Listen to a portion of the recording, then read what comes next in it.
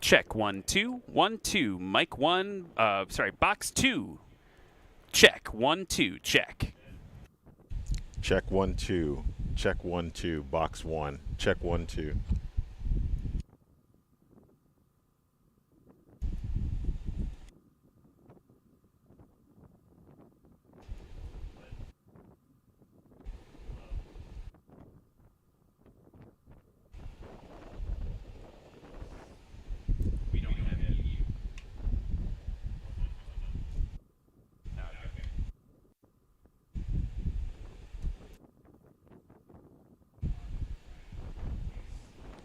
Check, check, check.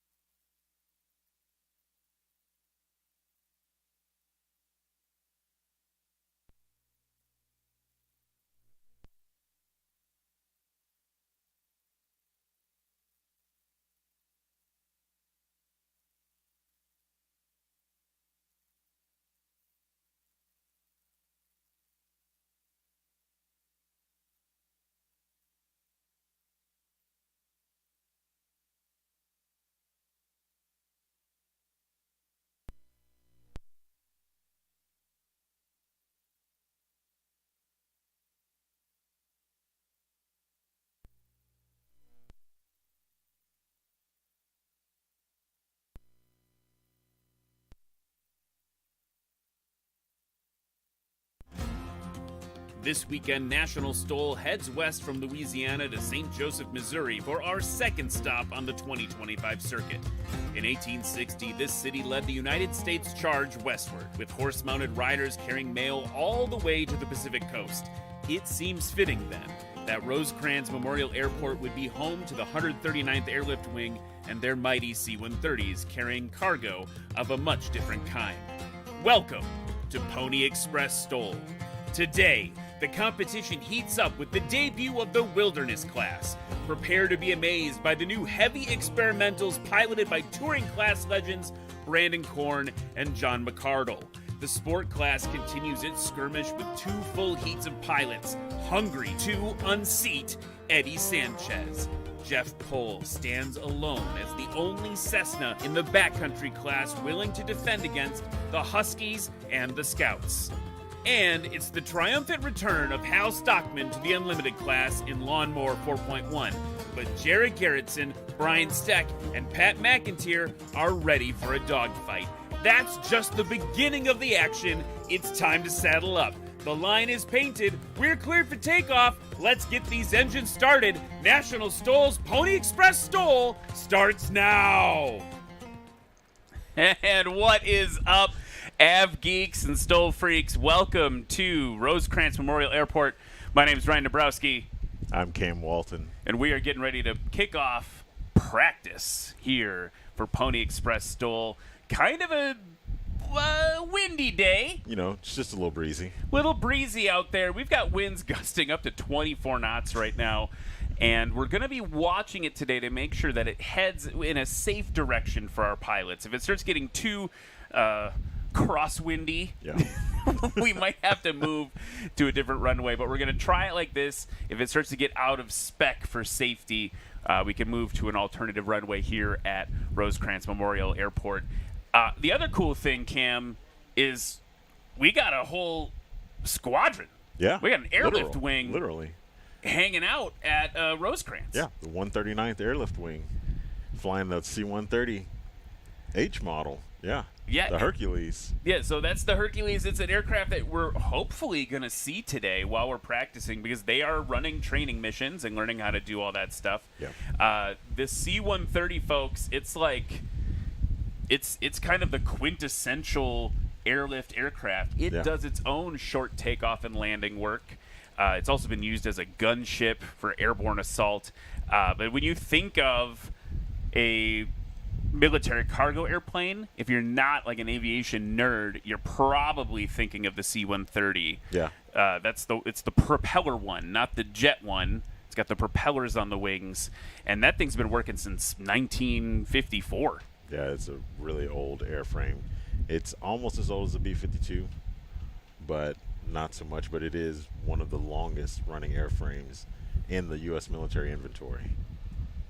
Pretty cool airplane. We're gonna, you see them on the ramp there, and they've been. Last night, I arrived here in St. Joseph, Missouri, and was treated immediately to, I'm assuming a young captain doing her touch and go quals and her night vision goggle training. They were out all night doing touch and goes, but in the sunset, it just looked epic. Yeah.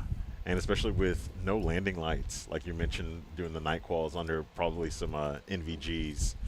There were no landing lights, so a lot of times it was landing with just the nav lights on, very dim too. It was really cool. And you mentioned, Cam, that this is the H model. They're all the way up to like the J now and beyond, and then there's obviously the gunship variants. I'm cheating. I don't know this just offhand. I'm looking at Wikipedia right now. But the H model has 308 of them in the fleet. Yeah. And it was started in 1964. It's got that Allison turboprop engine out on the wing. So hopefully we'll see some C-130 action. You can see there also here in St. Joseph, we've got the competitor airplanes hanging out in the pits. We've got a bunch of cool vendors. Chick-fil-A's here. We have the Missouri Air National Guard is here. We've got flight schools here. And despite the sporty winds, particularly yesterday, was pretty gnarly. It was very windy yesterday. we've got a lot of competitors coming in to compete this weekend. It's a really cool stop on the National STOL circuit because we're right in the middle. We're right in the middle of the country. Yeah. So kind of everyone can come play pending weather and things like that. Yeah, you mentioned weather. We just had Brendan Korn walk by just a little bit ago, and he mentioned he was dodging storms and encountered hail and was just seeing things of normal spring weather. The atmosphere is a little angry sometimes in little pockets. Yeah, I mean, he we can talk about this during the practice session. I would admit this tomorrow during the main broadcast, but I was hoping to fly to this air show, to National STOL this weekend in my Cessna 150. Yeah. What's that old joke? Hey, you're trying to impress a person of the opposite gender or the same gender. Hey, you know that airplane right there? That's a C-130. I fly a C-172. Anyway, we've got these C-130s there. This is looking super epic. But I was going to fly down. Yep. I was like, it's about time I get to one of these events in my own airplane, and looked at the way the winds were, how intense they were, and from the particular degree the wind was coming from. I was like, I'm not Brandon Korn. I'm not any of these people. I'm gonna drive. So I drove my car the 10 hours to get here instead of flying, which is a bit of a bummer. But it's better to be on the ground wishing you were in the air than in the air wishing you were on the ground. Yeah, So yeah, absolutely. I guess for me, particularly, discretion was the better part of valor yesterday. Well, I can admit I'm in the same boat as you. I wanted to fly the champ up here and compete against Glenn and Ron, but the champ is in Russellville, getting some love on it by its mechanic, and I'm very glad that I drove in because these winds I wouldn't have made it. You don't have the you've got a little disadvantage on the horsepower side compared to my 172. So I think I looked at winds aloft, which is like winds aloft, just for folks at home. That's like, how fast is the wind up in the sky? Yep, at the altitude that you probably want to fly at. Right, and for me, the winds aloft were like 30 knots, directly headwind. Yeah. And so for me, that's like, it's gonna like add an hour or so. Oh yeah. But in a champ, that might be like it's gonna double your time, right? Yeah, I mean, I would be watching traffic below me, like pass me by, like watching the 18-wheelers on the highway just scoot past me at a quick pace. I mean, I'm cruising at 90, so with the 30-knot headwind, I mean, I am not going very fast. Super sporty winds this weekend, but it's going to make it fun. If the wind will stay directly, somewhat, it didn't even have to be directly, but with this amount of wind, if we could keep it heading towards a favorable angle to the runway, we could be, if, for instance, if Dan Reynolds was here, now he's, of course, competing up in Valdez this weekend. Yeah. Another great kind of legend of STOL. Yeah. But if he were here, these are the conditions he would be saying, we're in world record territory, boys. Well, he really would. I was just about to say that he is looking to break that world record for combined, right? Is it combined, or because he has it for the landing, but he wants it for combined. So, yeah, Valdez is happening right now. I can't wait to see those numbers coming out of that competition. Hopefully weather holds up. I don't know what the weather was doing up there, but usually it is 50-50 chance on if there's rain, fog, or mist, or any conditions that would keep them from flying. So usually they do well with it, though. So again, we're gearing up for practice here at Rosecrans Memorial Airport for the inaugural Pony Express STOL, and the red carpet has been rolled out. Obviously, the folks at the Air National Guard part of the airport, they don't need to be accommodating to a STOL competition or an air show, and they are 100% behind us and really into it. I mean, again, the C-130 doing the Air Force's version of short takeoff and landing with cargo ops, so I think they're feeling a little bit of a connection to what we're doing here.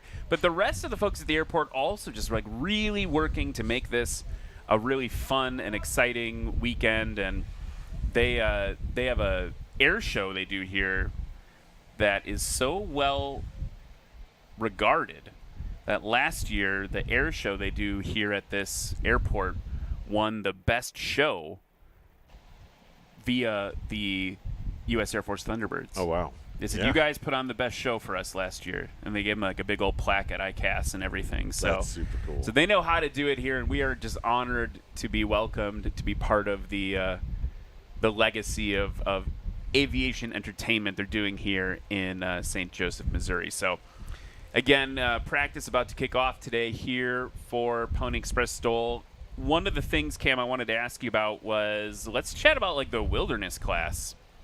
Yeah. Like that we're going to see that for the first time this season today in practice. Mm-hmm. What are you pumped about the wilderness class?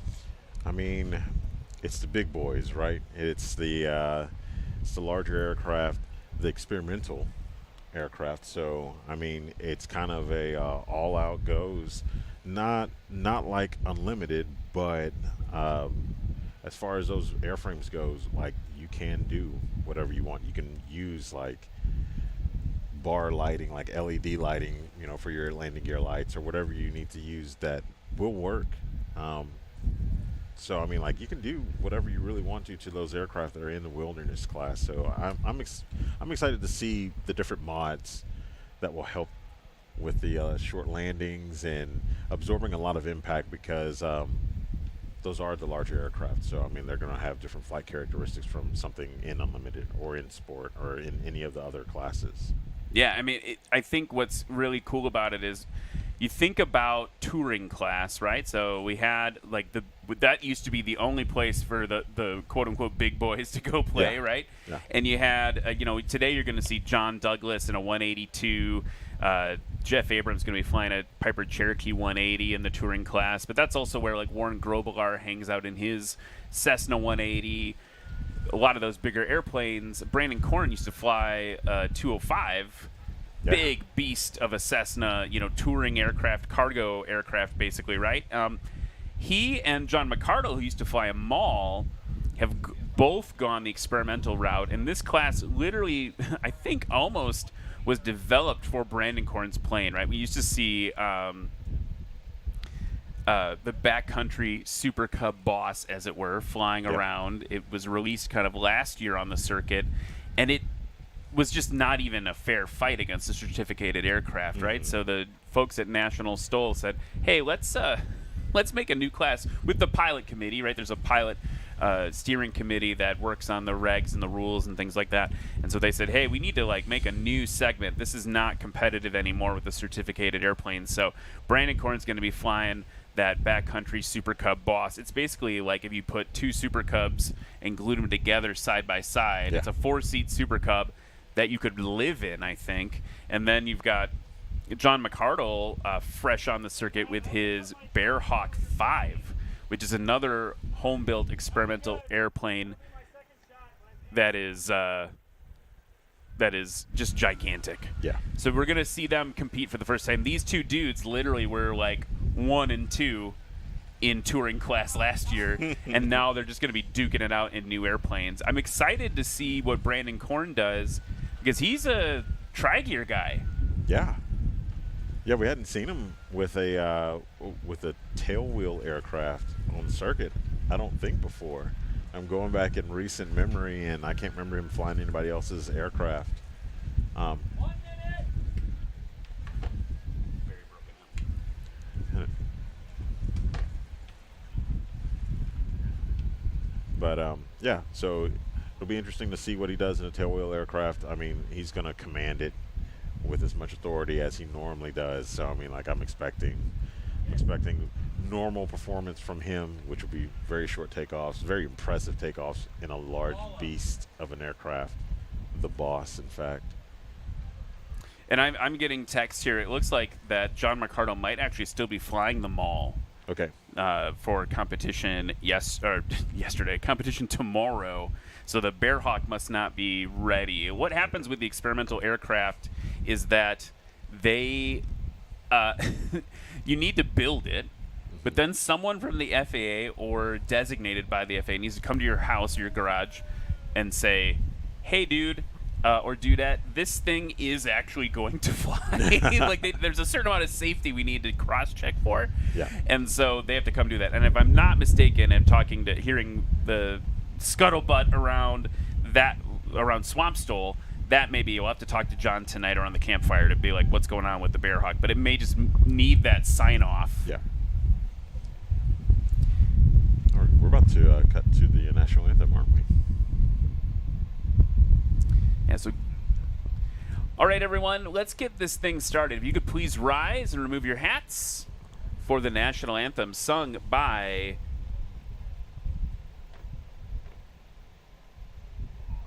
Paula Anderson.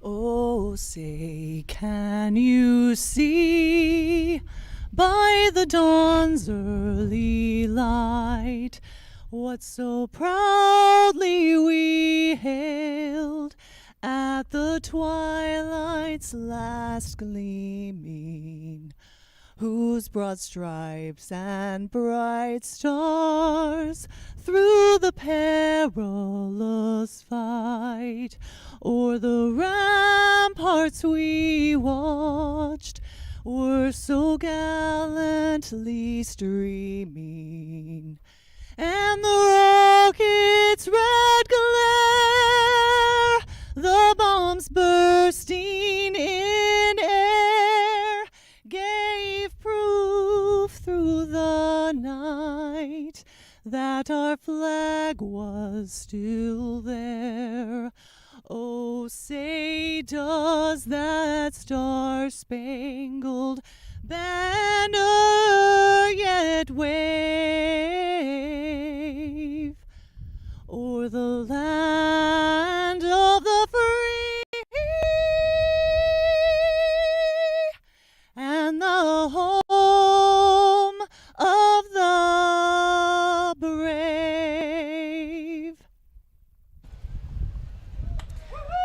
Let's give another round of applause to Paula Anderson for that great rendition of the national anthem. Thank you so much for that. That feels good. I don't know, does that feel more special at an airbase? Yes. Maybe just a when little you bit. can see C-130s in the background, yes. Yeah, that's super cool. So, if you're just joining us, folks, we are in St. Joseph, Missouri for the inaugural Pony Express STOL. It's the first time we've ever been here. We're excited to be here. It's also the second stop on the National STOL circuit this season. If you're looking for Heritage STOL, that will be something we revisit forward into September. So Heritage STOL is still on the circuit, rescheduled to September due to some really poor weather, and honestly a lot of concern. That event's really great because we have warbirds that fly. The museum there flies some warbirds, and there's a lot of concern about the safety of those weather conditions a few weeks ago with what the warbirds wouldn't be able to do. So that's been pushed into September, so we hope you'll join us for that. But as of right now, Pony Express STOL, Rosecrans Memorial Airport, getting ready for practice. Cam, maybe we should explain to folks, I know we have, and I don't know if they're out there in the crowd still, we had some students from one of the elementary schools here in St. Joseph visiting today, and we got to teach them a little bit about how airplanes work. They got to talk to some flight instructors and some folks from the Air National Guard. I promised them that we would explain to them how the competition works. All right. So should we dig in? Should we dig into explaining how National STOL works? Yeah. So we've got a video that can explain the whole thing. So we'll run to that right now, and then we'll answer your questions in the chat, Cam and I, experts, when we're back. Let's go.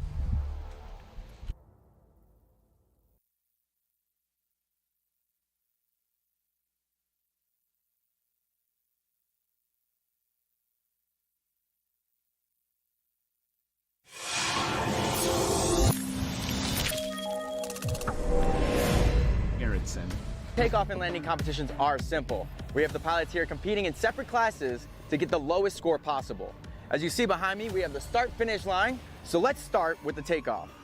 This runway is marked with a start-finish line, and as a competitor parks their main gear on the line, they apply power and position their aircraft to get off the ground as soon as possible. Once their main gear leaves the ground, a line judge will mark their takeoff score using the measuring line along the side. This score will be added to the pilot's landing score on this heat. The landing is in two parts. It's either over the line and counted, or if the pilot's main gear touches down before the line, or even touches the line, this heat score is scratched and results on a landing disqualification, and the pilot will have to rely on another takeoff and landing score to get them on the podium. A quick look at our aircraft shows we have two types of landing gear, tricycle and tail draggers. On the tail dragger aircraft, the score is marked from the two main wheels toward the front of the airplane. And for tricycle landing gear, the score is marked by the two main gear in the rear of the aircraft. It's a fierce competition out here, but at the end of the day, it's all about building better and safer pilots in the skies. It's a great day for STOL competitions. Let's get it started.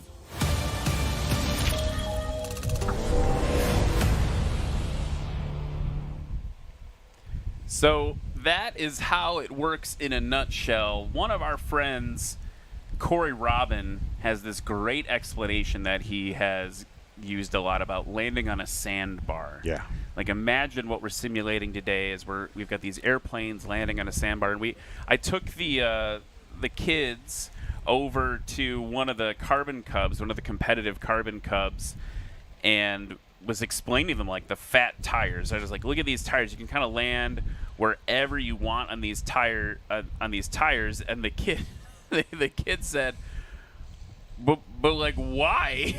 And I was like, oh, yeah, we got to talk about that. Like, maybe you want to go fishing, or maybe you want to go land on a mountaintop and eat a sandwich. Like, it's all up to you. And so we talked a little bit of the freedom that you can get from a backcountry airplane, and that's basically what we're simulating here. By the way, thanks to Christian Fisher, who let the kids we didn't touch it. I was very clear. I was like, kids, no touching airplanes unless you're told you can, and they were awesome. All 100 of them sat and listened while we explained what ailerons were and elevators were and flaps.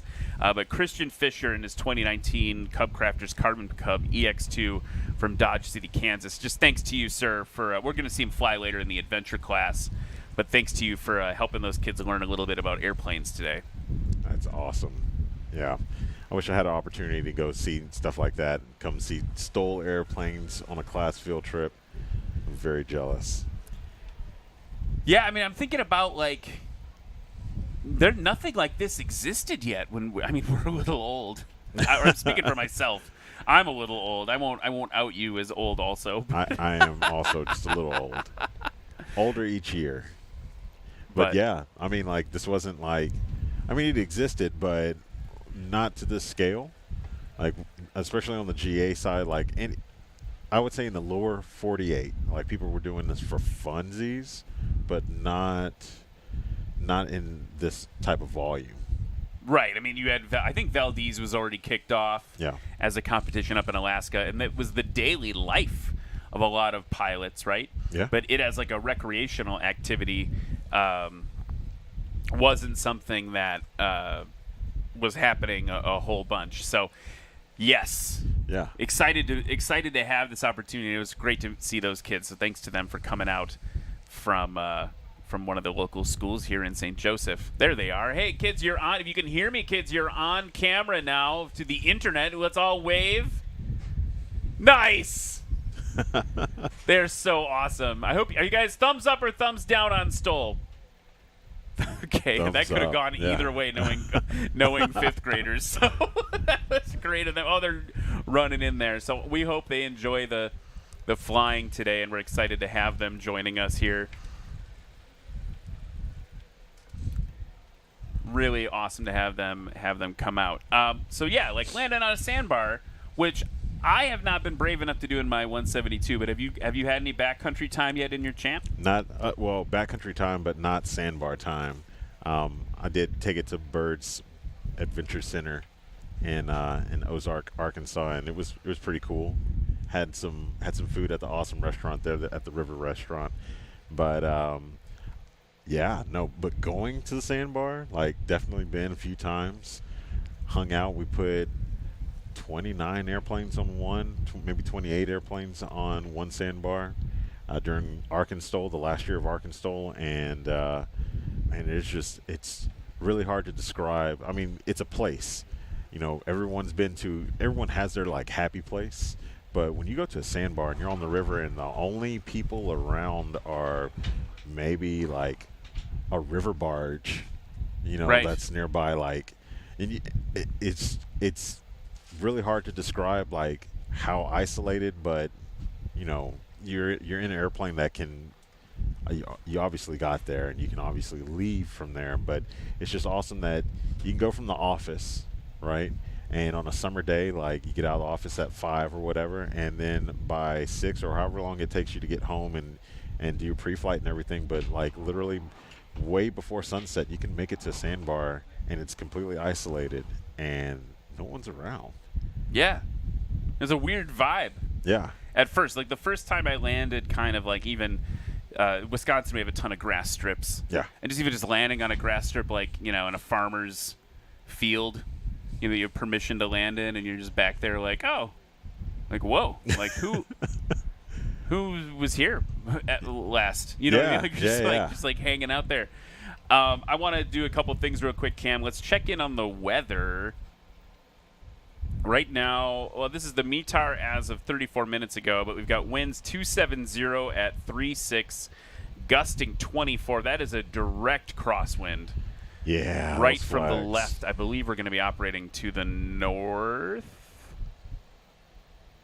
Operating. We've got a little bit of a headwind. Wind's coming a little bit from the north here and there.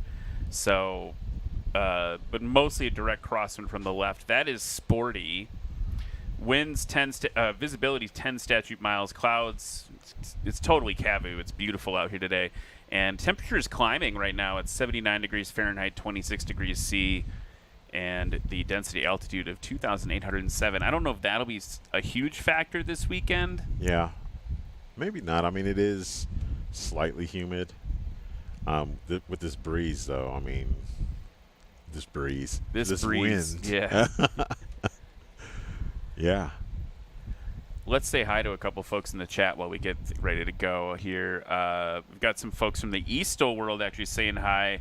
Katrina is in the chat. She's saying, hey, Cam, it was fun announcing with you last weekend. Yeah. Hey, Katrina. Yeah, we had fun doing the STOL broadcast for Heritage STOL. That didn't happen in real life, but we did it in National STOL and had a great time last weekend. Also, Red Baron Modeling, who's also a competitor in STOL, saying, looks like the wind is ripping out there. It's ripping.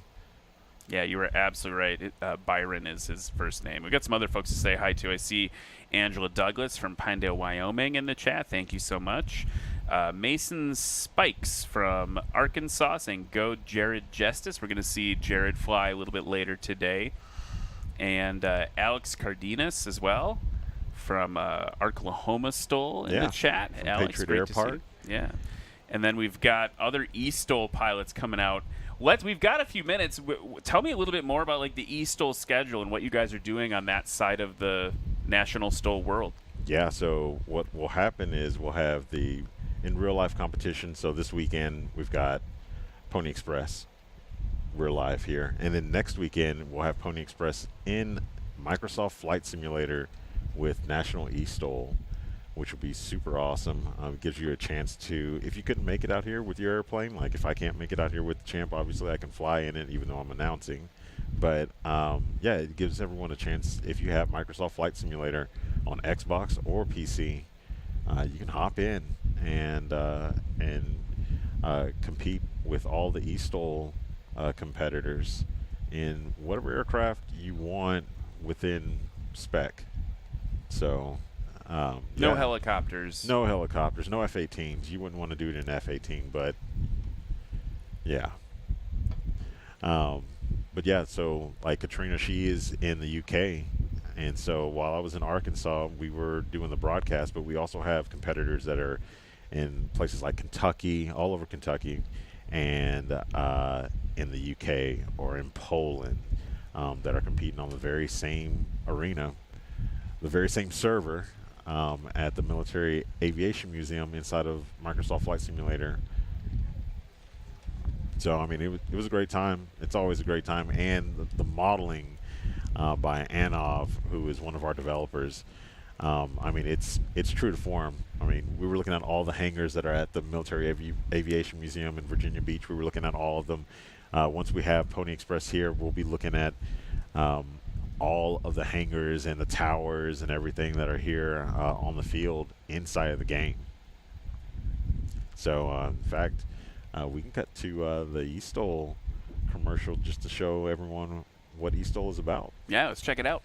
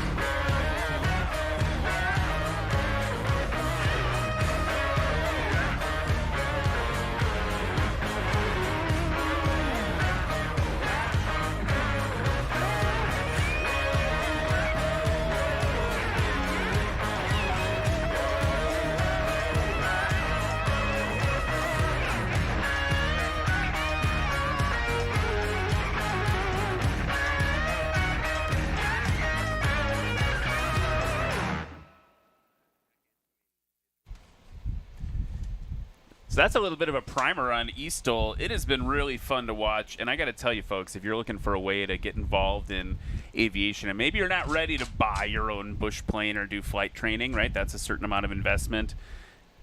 STOL, man, a way to like still have fun, be part of the community. I will say, I loaded up the course in Hartford, Wisconsin for Sodbusters. Yeah. Plopped myself in a virtual Cessna 170 Bravo, just like my hero Jeff Pohl, and it was harder to fly the 170 in STOL than it was to fly patterns in my 172 IRL, as the kids say. The kids say, yeah. I mean, it's kind of humbling when you put the controls in your hand, especially when you grow up with video games.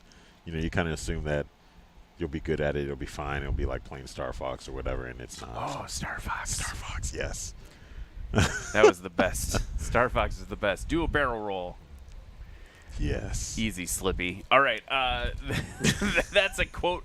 That's a reference for all the millennials, and that's pretty much it. But, yeah, did you play Star Fox? Go in the chat. By the way, folks, you can go to nationalstol.com and click on the Discord server there. There's a little button that says, like, I think chat, right? On the Yes. on nationalstol.com. You can go to that website. /chat. The nationalstol.com /chat. We'll get you in the Discord for eStol, get you set up. ADK, Katrina, myself, we'll all be in there. Yeah, so having a blast. Go check that out. The other thing we can talk about real quick is nationalstol.com/vote. Ooh. You go to nationalstol.com/vote. You can vote for your favorite pilot this weekend here at Pony Express STOL. Man, look at those. Flying Eyes flag is just getting obliterated. Sarasota Avionics flag is not sorry, faring Sarasota. so well. We'll have to fix that before tomorrow. But the wind is not being kind to our sponsor flags today. So, yeah, a little howling wind there. Waiting for a little bit of a word from the air bosses on when the aircraft will be spooling up. I want to get at least a couple takeoff and landings in for the fifth graders that are here to watch today. So hopefully we'll get that cooking. But obviously we need to be safe. While we're hanging out, let's talk a little bit about some of the sponsors that make this possible. We've got Legend Aircraft, right? You're going to see in the unlimited class this weekend, I believe Brian Steck's going to fly in his Legend Aircraft MOAC. MOAC. The mother of all Cubs. That's what it stands for, by the way. You knew that, but they don't at home. Legend Cub continues to be the most coveted American manufactured sport aircraft. It's a modern Legend, and those who have flown one consider the Legend Cub to be the most gratifying recreational aircraft in the skies today. Today's Legend Cub is an all-new factory-built aircraft designed in the spirit of the legendary J3 and PA-18 Super Cub. So take the best from the past, an obtainable wish list of modern enhancements. American Legend Aircraft Company has engineered in all of the safety and comfort and convenience. And you can actually see it now, too. They've got a new aircraft called the Legend Nomad, that if you go to Trent Palmer's YouTube channel, you can see that aircraft flying. It's a Legend Cub powered by a Rotax engine, which is, it sounds like it's really putting in good work there. So check them out. Legend Aircraft is not your grandfather's Cub. We also got to talk about our friends at Clemens Insurance. Jerry Clemens, owner of Clemens Insurance, you're going to see him flying in the circuit this year. I believe he's going to be coming down this weekend for Pony Express in his Husky. Clemens Insurance is the most affordable and best insurance coverage available. They maintain the highest standard of excellence. And I think the thing for me in talking to Jerry around the campfire cam is, like, he legit cares about everyone that's flying on one of his policies. I talked to him about my flying club. He was like, I've got like 3 or 4 ways we can like work together to get your insurance rates down while still protecting you the way you need to be protected in a flying club environment. And they cover everything, not just airplanes, but they're a heavy hitter in the aviation insurance market, but they also cover farms and factories and things like that. So Clemens Insurance, big thank you to them for all of their support. Yep. So race control, same practices on a weather hole. We have a crosswind of, what is that? Out of the 270 at 16 knots, gusting to 25. Wow, yeah. And we're using runway 1735, so pull out your E6B, folks. If you're new to aviation, the E6B is a aviation slide rule calculator, which is now simulated on, like, you know, just your phone or whatever. But you can do the math and figure out what the crosswind component of that is. We have products like iFly by Adventure Pilot, another one of our annual sponsors, that can also just kind of tell you which runway to fly on. And so if I do that, we can, instead of doing the math myself, which I think, Cam, are you trying to do the math? Let's race. Oh yeah, I gave up as soon as I put my phone down. Let's go here. Let's look. So right now, there is, on runway 1735, right? The winds being what they are, out of 270, it's not exactly, but it's basically exactly a 16 to 24 knot crosswind from the left or right, depending if you're heading north or south. So yeah, we're looking at the flags dance. They're pointing towards us, which we're sitting pretty much perpendicular to the runway. So I will explain this there's our friends from the elementary school again in the crowd there. I will explain a little bit. So what happens in a crosswind landing, right? So runways don't move. We don't have the advantage like the Navy does of being on an aircraft carrier. They can just make your runway point into the wind. You always want to land into the wind because the airplane is moving more slowly over the ground. You have less energy to dissipate, particularly in STOL operations. Having that high wind speed is going to give you a very low ground speed and a low rollout number. When we have a crosswind like this, what a pilot needs to do, what he or she needs to do is, like for instance in this case, if we're heading to the north, we're landing to the north, you're going to put in a boatload, a plane load, a Herculean load of aileron, which is again, we covered this with the folks from the school, but for you at home, ailerons are the control surface on the airplane that control roll. So you're going to put your aileron, your left wing in this case, down into the wind, and then you're going to use the rudder, just like on a boat, using your feet. You're going to press right rudder to keep the nose of the aircraft still facing in line with the runway. Yep. And so your airplane is then what's called cross-controlled. There's a whole set. That's maybe like 102 level airplane explanation. But on the Aviation 100 or 101 level, what's going to happen is at a certain point, the amount of aileron and rudder you have to keep the airplane going straight will run out. The airplane will still get pushed, in this case, if we're landing to the north, still get pushed to the right. Yeah. And you might not be able to keep the airplane over the runway while also keeping your nose pointed the direction you need it to. It's just physics. You run out of physics. And so that's what we're waiting for right now, is for those winds hopefully to die down, or if they can shift either to the south or the north, right? If we can get more wind on the nose of these airplanes, they'll be able to fly safely on those runways. So I don't know. How'd I do with that? I would say 100 out of 100, honestly. Oh, that's very kind of you. I mean, you got the point across. You made it easy and accessible for everyone. I understood what was going on. So, I mean, like, if I can understand it, then most definitely you hit the lowest of the low from the highest of the high. But, yeah, it's really scary to lose directional control while you're taking off. And it's simply because, not because of you as a pilot, but because the wind is overcoming your controls. So looks like we've got a Cessna 195 taxiing right now. Yeah, and I'm talking to race control a little bit. They said what we might do is have one of the tricycle gear airplanes. So that we're going a little bit deeper now, but like a tri-gear airplane. This is a tail dragger airplane, this 195 that's taxiing right now. Tail dragger means the little wheel is in the back. It's dragging its tail.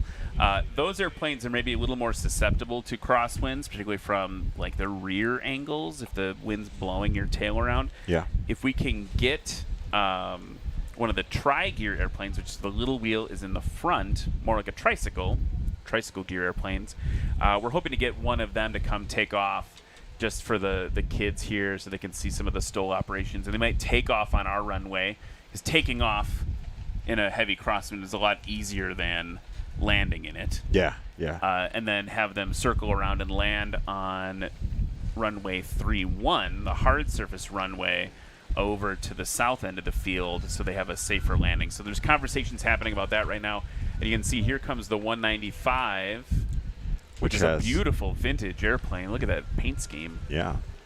Got a round engine in there, a radial engine, so it's not something that you hear every day. Most aircraft out here on the field are going to be horizontally opposed or in line.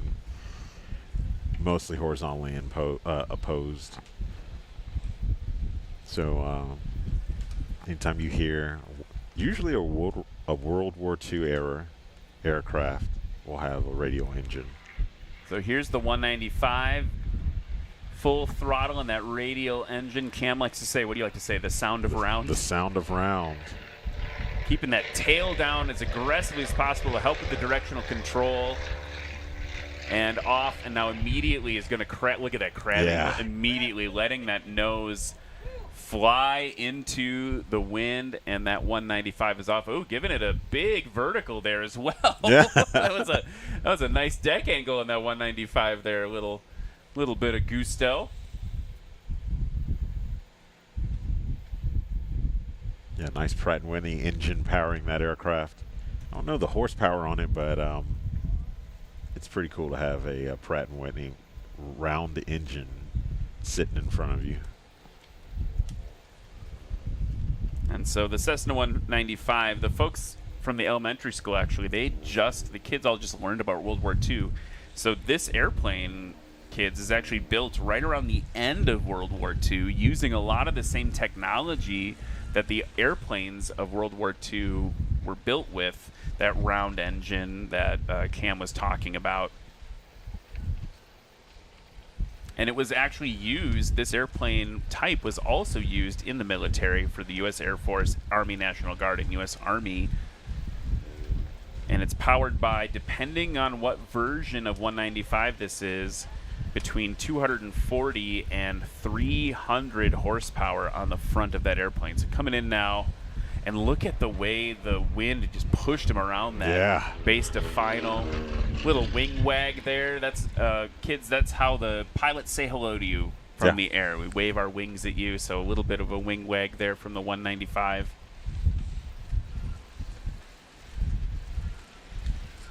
And it is disgusting. It is blowing right now.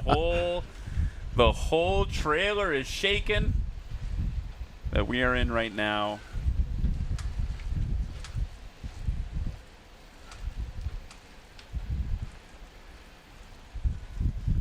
And I believe that 195 is just a transient aircraft, just a visitor. I don't see them on the competitor list. We don't normally have a competitor 195. That'd be a fun plane to take out. Maybe harder for STOL because the visibility is less. Yeah. It's a pretty low visibility aircraft, which means, looking out of the airplane is a little bit harder. Yeah, but you can see some of the traits from other aircraft in the fuselage of that airplane. It's got the round tail just like a 170 would have, like a 170B or 170A model. Maximum speed of a Cessna 190, I was thinking about my airplane. I wish I could go this fast. Maximum speed of a Cessna 195 is 178 miles an hour, cruising around 170 miles an hour. Oh, yeah. That's fast. Yeah. For a general aviation airplane, for sure. Stalling around 62 miles an hour, so about the same. 20 miles an hour faster than a 172? Yeah. But also goes 50 miles an hour faster than a lot of 172s. A lot more than that for mine. This airplane can fly for about 800 miles. And as a service ceiling, if you really want to nerd out, 18,300 feet. Do you have an altitude record that you've hit flying? No. I mean, like, the highest I've gone is probably 4,000. We got to get you higher. I did just for fun with my instructor once. I took my Cessna 172 up. We had to get oxygen. Yeah. We got it up to 16,000 feet. And right at 16,000 feet, if you touched the yoke at all, put any elevator in at all, you'd hear the stall warning horn go off, and it just settle down a few hundred feet, and then it was just kind of hanging out there. So. Yeah. So what we're talking about, folks, is airplanes, like a given wing of an airplane can only get it to a certain altitude. Yeah. Between the wing and the engine and all that stuff, it kind of works together. You can go a certain height. And so I wanted to see how high my airplane would go. But at 16,000 feet, there's not a lot of air to breathe compared to down here. Yeah. And so I needed a little O2 in my nose to keep us going. So again, if you're joining us here in St. Joseph, Missouri for Pony Express STOL practice today on a weather hold for crosswinds. We are winds 270. It's a direct crosswind, 16 gusting 25 knots. Look at the American flag there on that shot over the competitive aircraft. I see a MOAC out there. I see some Kit Foxes, some Cessnas. And we've got a lot of other cool airplanes to show you this weekend. We've got a lot of experimentals. Cam and I were talking about the debut of the Wilderness class in the STOL circuit this year. Those are the heavy experimentals. It's going to be the Backcountry Boss, flown by Brandon Korn. It's a great example of that. We're going to see John McCardle in his Bear Hawk 5 later this season. It sounds like the Maul is still in play for him, which I also think that Maul might be for sale if you're looking for a turbo normalized Maul cam. Ooh, yeah. One of those quintessential STOL backcountry aircraft. Obviously, it's in competition with us, so would not be a bad aircraft to own. Get some tail dragger, get some heavy hauling capabilities to take you back to the backcountry. We're just looking through the chat to say hi to a few people in the chat. Eagle Pursuit says, what a beauty. I agree, Eagle Pursuit. Katrina saying she loves the sound of round, as Cam says. Yeah. And I want to say hi to Brown Dog 942, Jillian Jensen. Oh, from Parkway. Yeah, Jillian Jensen from Parkway Elementary. So Parkway. Oh, nice. She says, the kids have had a blast. Thank you, Jillian, for saying that. We are hoping they enjoy the show. We're sorry more airplanes aren't flying right now, but we got to keep everyone safe. I see one prop turning there in the pits. Silver airplane. It's kind of hard to tell who it is from this camera angle. They're pretty far from us. They're over by the terminal. Maybe a carbon cub of some type. That may be Tristan Nichols from, oh man, is that Sabetha or Sabetha, Kansas? Oh. In the chat, correct us Yeah, in the chat. get us in the chat. But that could be Tristan Nichols in his Carbon Cub. That also could be Brady Bergen in his experimental Piper. Yeah. Who's...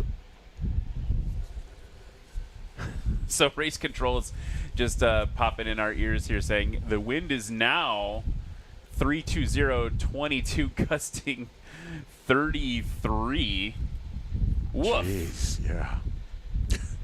I mean, and something else along with the wind and taking off into it, like you may be able to land in something like this, but taxiing would not be fun either. I mean, because you are flying every time you sit in the airplane, you're flying the airplane. You might as well just come to terms that even when you're taxiing, you are flying the airplane. So if I'm taxiing north and the wind is coming out of the east, then I'm going to have my aileron controls input into the left to keep the aircraft from windmilling into the wind. Because, I mean, no matter what, the airplane wants to fly, and it's going to point into the wind on its own. So in a tailwheel aircraft, you want to compensate for that. So, I mean, while we're talking about taking off and landing in the wind, it's just as hard taxiing because the airplane wants to fly, or it wants to flip a wing over, or it wants to do something in order to put itself into the air. And once it gets into the air, when you're not intending it, it's never good. So here's that aircraft coming out. Race Control told me that what we are going to do is for the Parkway kids, we do have some pilots who volunteered to go up in the wind to take off on our runway so we can see what that looks like, but then go land on runway 31, which if the winds are 320, 31 is great. Yeah. It's almost a headwind. Yeah, so yeah. That's just a farther away runway. So looking for a tail number right now.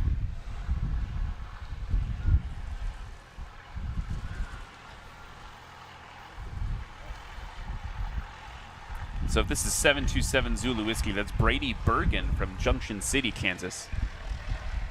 Oh, 93 Tango November will be Tristan Nichols in that Carbon Cub. The 2012, Cub Crafters Carbon Cub SS from, I'm going to say it's Sabetha. It sounds more elegant than Sabetha. So Sabetha, Kansas. Again, Tristan Nichols giving it a go. Now look, he's on the right side of the runway, trying to get as much of that crosswind on the nose for a shorter takeoff. I'm going to be watching these flags right now to see if the wind does anything differently. You can see from the drone shot right now, cheating way to the right on the race course.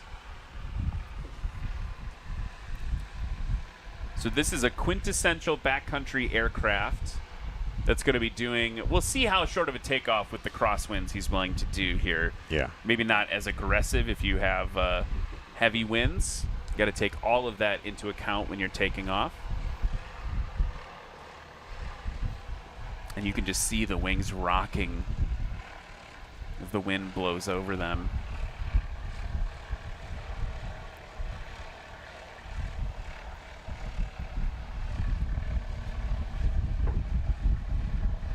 And it looks like John Douglas is going to be taxiing out in his 182 as well.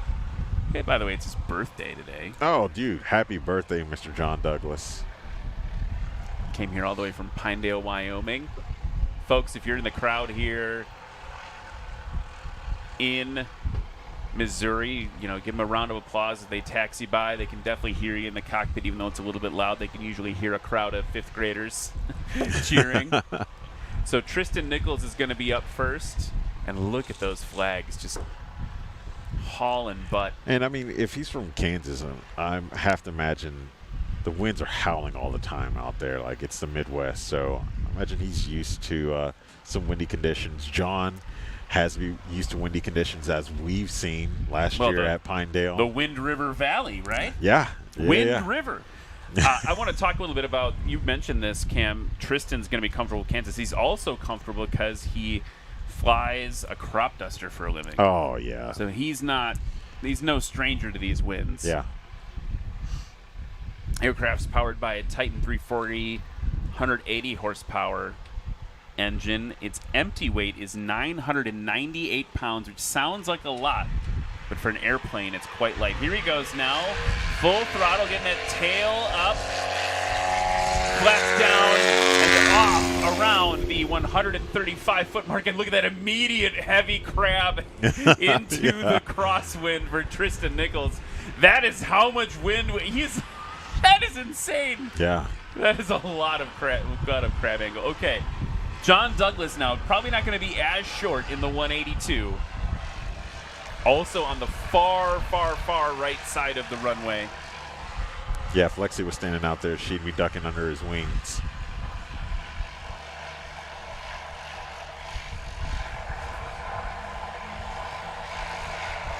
You can hear him open the throttle. Yeah. Heavy on the rudder.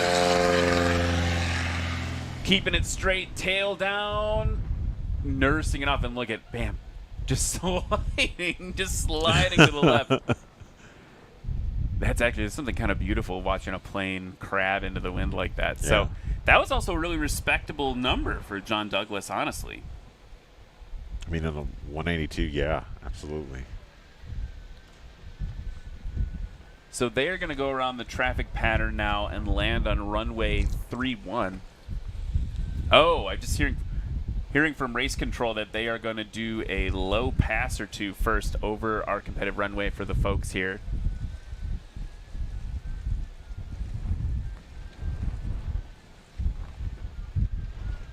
Wind assessment.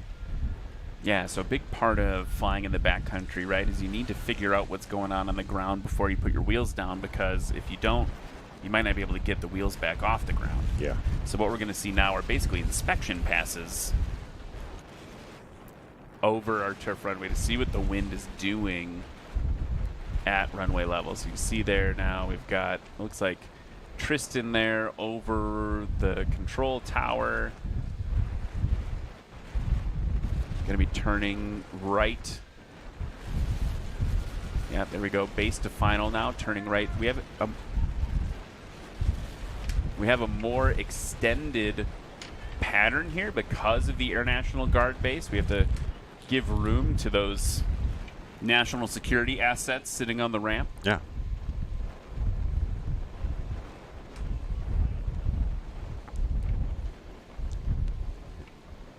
Tristan on right base final. And you can immediately see that he's turned into the wind. So his actual turning radius was short, so it's not a traditional 90-degree turn. He's turning shorter than 90 degrees to point his nose into the wind, and we can see that he's got a heavy crab, giving us a little slip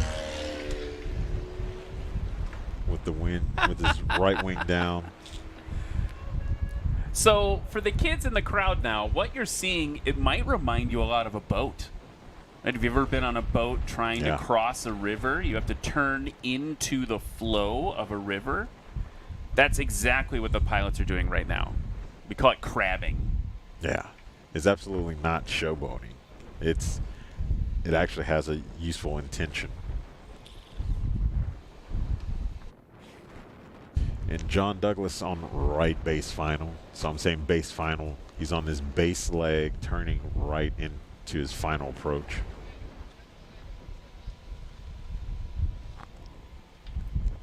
You can see his flaps down. So inboard on his wings, you can see what looks like what Corey would call barn doors. Getting those barn doors down. He's going to give us a nice crab as well.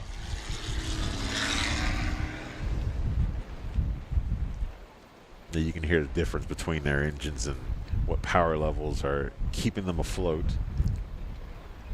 So this is that moment that my flight instructor and I talked about yesterday, right? He said, because I was like, I don't know if I want to fly to Rosecrans Memorial because I know they're going to have hard winds, and they were even so much yesterday positioned and so severe that runway 31 wouldn't even be that advantageous. It would have been a pretty aggressive crosswind from the left, if I remember correctly. And he said, well, you can always go all the way there, put your wheels over the runway and see how it feels. And if you can't put it down, do what's called a go-around, where we just give it full throttle and get back up to flying speed. Try again. He's like, maybe give yourself 3 tries. The tower is not going to care. They're going to let you do it. They're going to encourage safety behavior. You're going to be doing these inspection passes. You can see him now coming in on runway 31 off in the distance there, folks. And then if it doesn't work, leave and go somewhere else. So that's kind of what we're showing here with these inspection passes, right? Like they were deciding if they could land on the turf. And look, he's even working for it. His wheels are now down on 3-1, but Tristan was working for it even over there on a runway that had an almost direct, it's not quite, but pretty close to right down the barrel.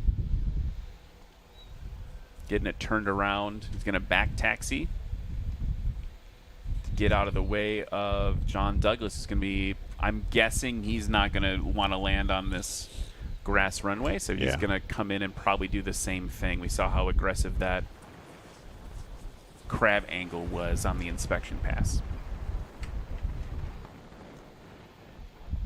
Yeah, John Douglas is, as we've seen, not shy when it comes to the wind, but he's definitely going to need to have the same space that Tristan had, at least the same runway, to make it advantageous for him. So I know the tower's working to get Tristan off of that runway as quickly as possible.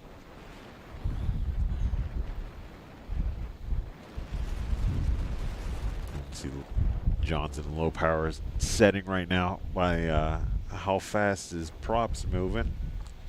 See him modulating the throttle, bringing it into the flare, as we'll see here momentarily.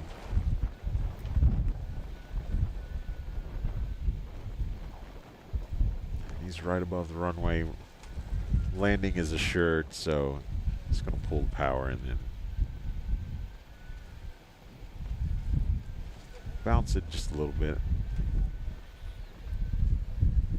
And he's got maybe I don't want to call it easier, but like a tricycle gear airplane, part of the reason why they were developed was because it's just a lot easier to handle on the ground.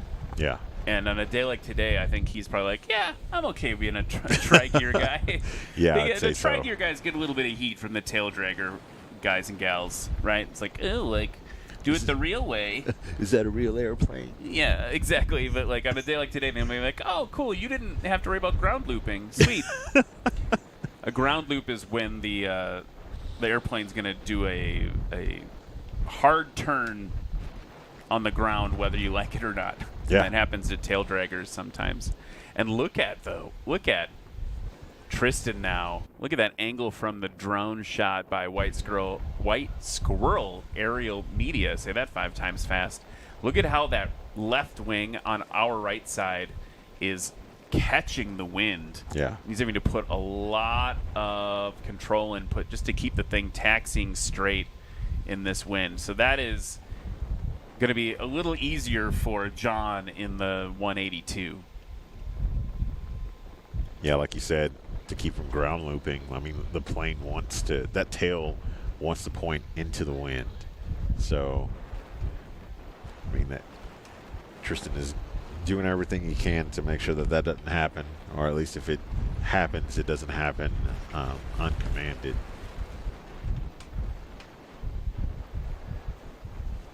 Which is also why when I first started learning to fly, I was like, why do we get flight time from the time the prop starts to the time we shut it down? How come it's not measured by how long you're in the air?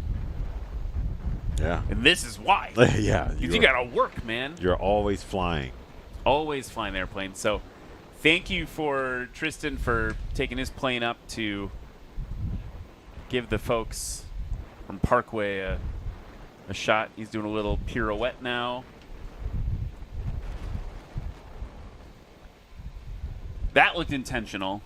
That was definitely intentional. He was like, let's just do a little...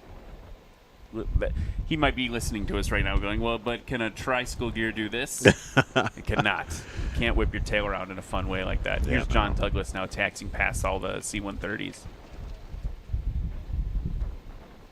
Look how big those airplanes are. I mean, it looks like at least 3 182s could fit inside of the C-130. I mean, of course, with the wings off. You know, I mentioned I drove here instead of flying because of the winds, and Cam, you and I have to be here.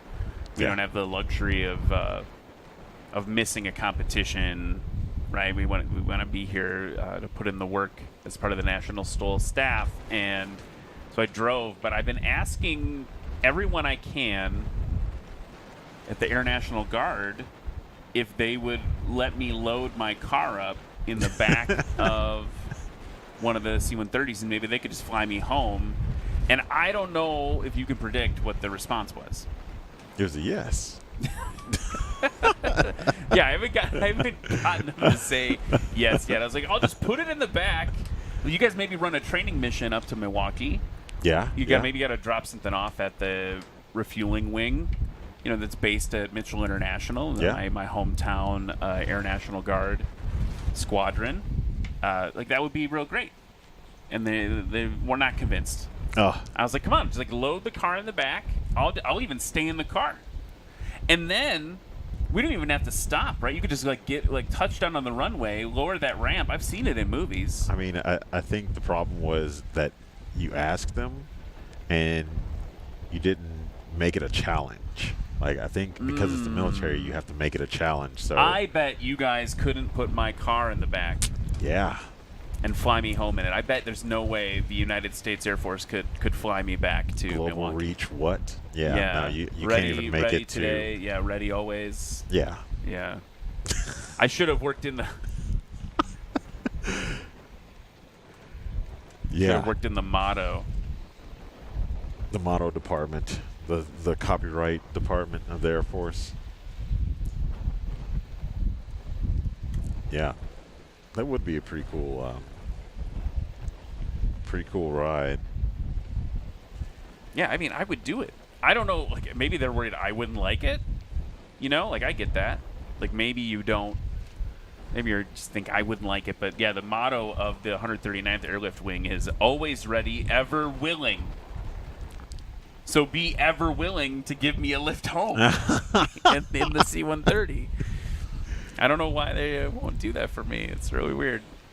So anyway, we got a little bit of airplane flying in for the kids at Parkway Elementary who are here for practice here at St. Joseph, Missouri. We're here for Pony Express STOL. We are going to take a short break, and we'll be back with you here with more flying, hopefully, in these gusty winds right after this.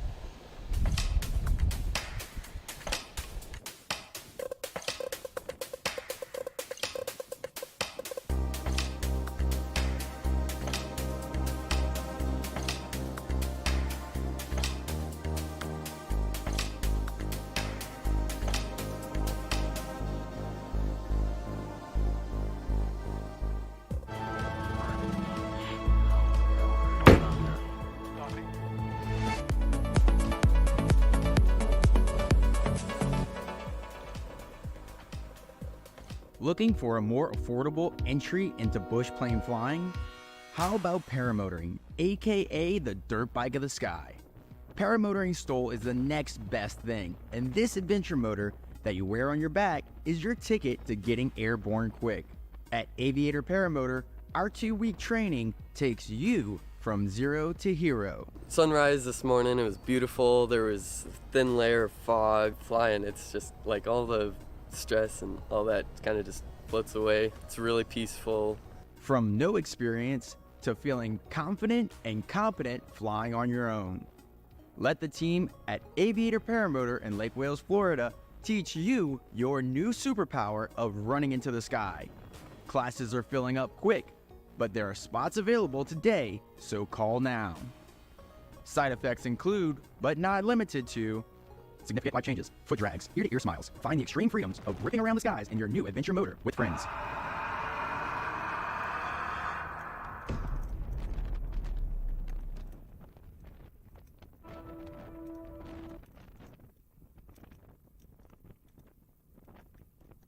Learn from flyers worldwide.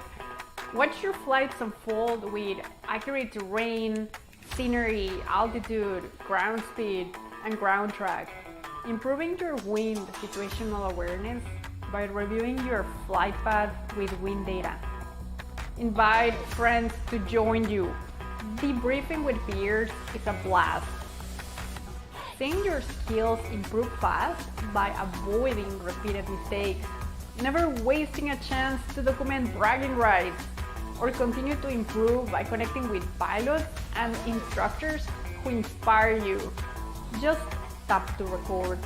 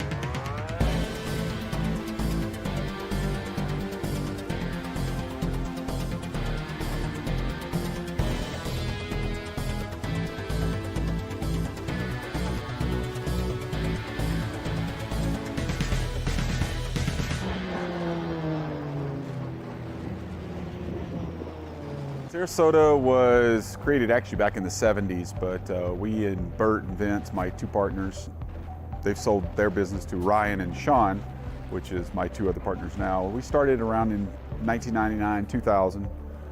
Just had one little spot in this hangar, and we've built it up from there. So we've been here for 23 years now. And then we have 5 facilities now here in the state of Florida. First starts in Tampa, Sarasota. Venice here is our main headquarters, and we have Punta Gorda and then Fort Lauderdale, Lantana. Then we have partners in Brazil, South Africa, Greece, Tullahoma, Tennessee, all over the world. We're the largest Garmin dealer in the world. So that's probably what we've been known for. So we do more installs on aircraft, general aviation, anything really under 10,000 pounds than anybody else in the world. So, and we've been that for quite a few years now. We've had it in all of our airplanes. Ever since we started with the Piper Saratoga in the early 2000s, we did the pulse oximeter and CO detector in there. We've upgraded to there. Now we have a Cessna 340 that I was talking to him in Germany last year, and he was like, oh, you got to put the cabin altitude thing in the plane. I said, well, send it to me. So we put it in there, and it actually is really nice. This aircraft flies above 18,000, 10,000 feet, so up to 23,000 feet. The other day, the cabin altitude light comes on the manufacturer's panel, and boom, the CO Guardian comes on and says, all right, you're above 10,000, your cabin altitude is above 10,000 feet. So watch out. So it's kind of nice to have that redundancy in the plane. So for a pressurized aircraft, that is so important for me. I get that oxygen mask ready, make sure my oxygen is good.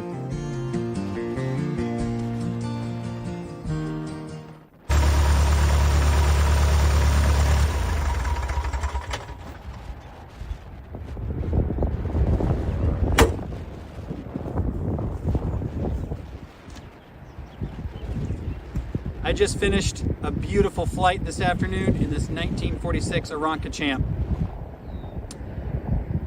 that I also use to compete in National STOL. But because of the underpowered motor and no flaps, it wasn't really much for competition. I was just out there for fun. But new for 2025, National STOL has brought in the vintage sub Cub class. So that's for any Cub class aircraft, but you must have a motor 100 horsepower or less, no flaps, or no pilot operated lifting devices. It'd be like a PA-11, a PA-12, a J3 Cub, or an AL3, or even this beautiful Aranca Champ. So if you have one of these vintage planes, come on out and join us in the vintage subclass, National STOL 2025.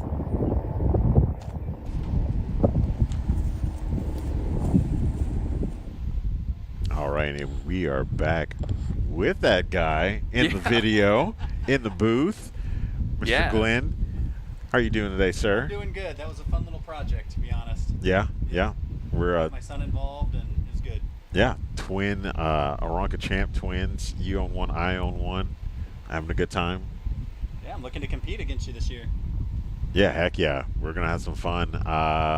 Oklahoma? You going to Oklahoma? Yeah, I'll make the trek down to Oklahoma. Okay. If you and I can compete, I'll make that flight. All right, yeah. So it's happening right now. Sounds like I should buy a Champ so that the three of us can compete. We talked about having the Manchester. champagne. Yeah. Okay, we'll try to figure that out. So Glenn, talk to me a little bit about, you're going to be competing this weekend in the vintage Cub class. Talk to me more about were you instrumental in developing that at all, or speaking to the pilot committee about that? Yeah, it was definitely something we brought up because anytime I would compete in the Champ, either there weren't enough airplanes in my class, and so I was just staying in the rookie class just to get the practice of competing. And so when the pilot committee got together, I voiced a question of, could we make a class for airplanes like mine that are, underpowered against the rest of the competition and potentially no flaps, but someone like Kelly Qualls and his airplane, what does he have, an AL3? He's got 100 horsepower, but he has flaps, but he could fly without using his flaps, and we would be able to compete against each other. Sure. And so that's kind of where that idea kind of sparked. I'm like, well, hey, why don't we have a subclass so that other individuals with planes like ours would feel like they have a chance to compete, and that's where it stemmed from.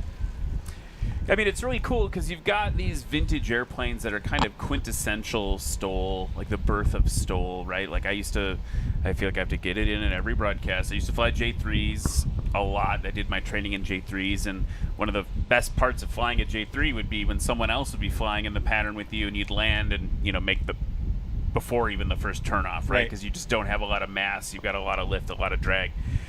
Talk to us about like a Champ. Like what are the specs of your Champ, just to put it in perspective compared to something like the rest of the Cub class? This weekend is going to be Carbon Cubs and an experimental Piper Super Cub. Right. So, for instance, in fact, we just redid the weight and balance for the Champ, so I know the numbers. We have an empty weight of 948 pounds, and we have a gross weight of 1,300 pounds. And our motor, stock, when it was a 7AC model, was a 65 horsepower motor. Now, the stack of STCs and 337s for that, my particular Champ, is quite substantial. And so we have a C90 motor in that, the C90 12F, and an electrical system with a push-button starter, which is very nice. Let's just, for the folks at home, STCs and 337s, what are those? So a supplemental type certificate and a 337. It's the paperwork that you have to file with the FAA. The Future Farmers of America. Future Farmers of America, exactly. Future Flyers of America, no. So you have to file with the FAA to be able to make my certified airplane legal to fly.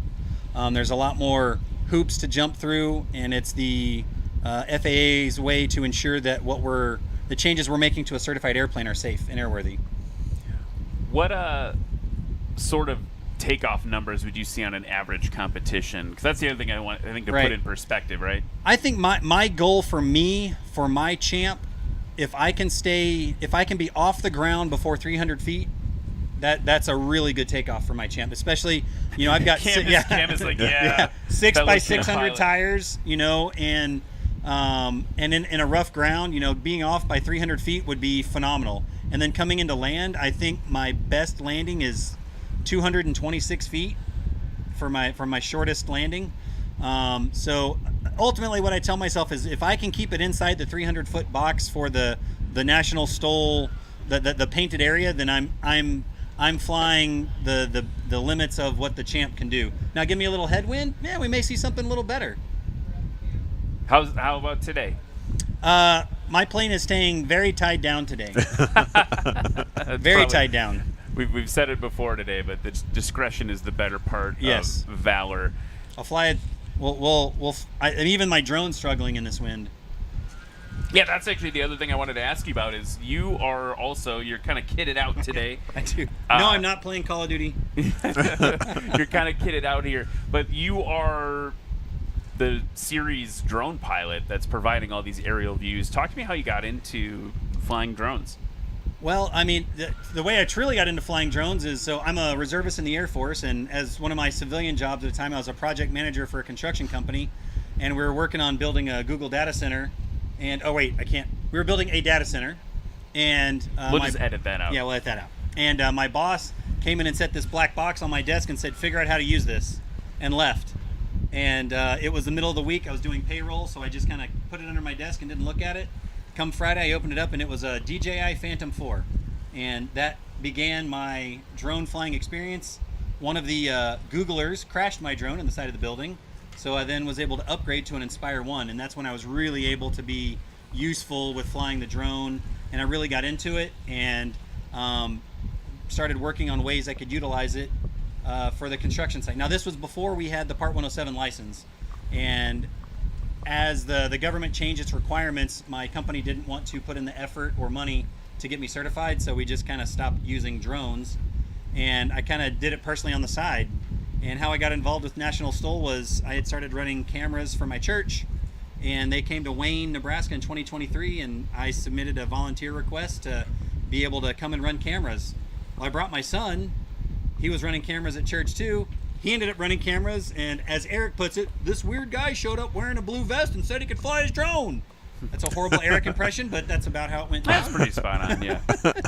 And so began my my journey with National STOL, and I was deployed in Japan, and was able to go to an electronics store in Japan, and I bought the drone I'm flying now because the one I had previous couldn't connect to all this amazing production equipment that we had. So I researched and worked with the team and found a drone that would connect with what we have here at the production booth, and purchased it, and now I'm part of National STOL, and I love it. Cool. I never bought a drone in Japan. Yeah. It was at, I'm trying to remember, it was near Shibuya Station. I'm trying to remember the name of the area. It's one of the largest electronic stores in Japan. 10 floors, and just expansive. Any type of electronic you can think of, they're there. And it's hundreds of options of every type of electronic. I love that. I've always wanted to go to Japan. Highly recommended. That's a separate side story. Glenn, I'm thinking about the season. Do you have any hopes for the season in terms of maybe the vintage Cub class? And I do. I'm trying to promote getting and so I'm probably a minority in the vintage plane class. Like, I'll fly my Champ halfway across the country to go compete. I'm a little crazy, some might say, to do that. But so I think it's really reaching out to the local flying clubs in the areas where we're competing and drumming up that interest. I'm really hoping at Hartford we get the J3 Flying Club to get some of their pilots in their planes out there to fly their J3s when we go to Sodbusters. Yeah, I think that airport has probably more J3 Cubs than any other airport. So it'd be cool to see them all competing. But yeah, and so it's things like that. And it's reaching out. I mean, in every little club, there's J3s and Citabrias and the PA11s and PH. Like, there's planes exist. And I think people may think they may not be a plane they can compete in. And now we have a class that we can all fly together in and really just have fun.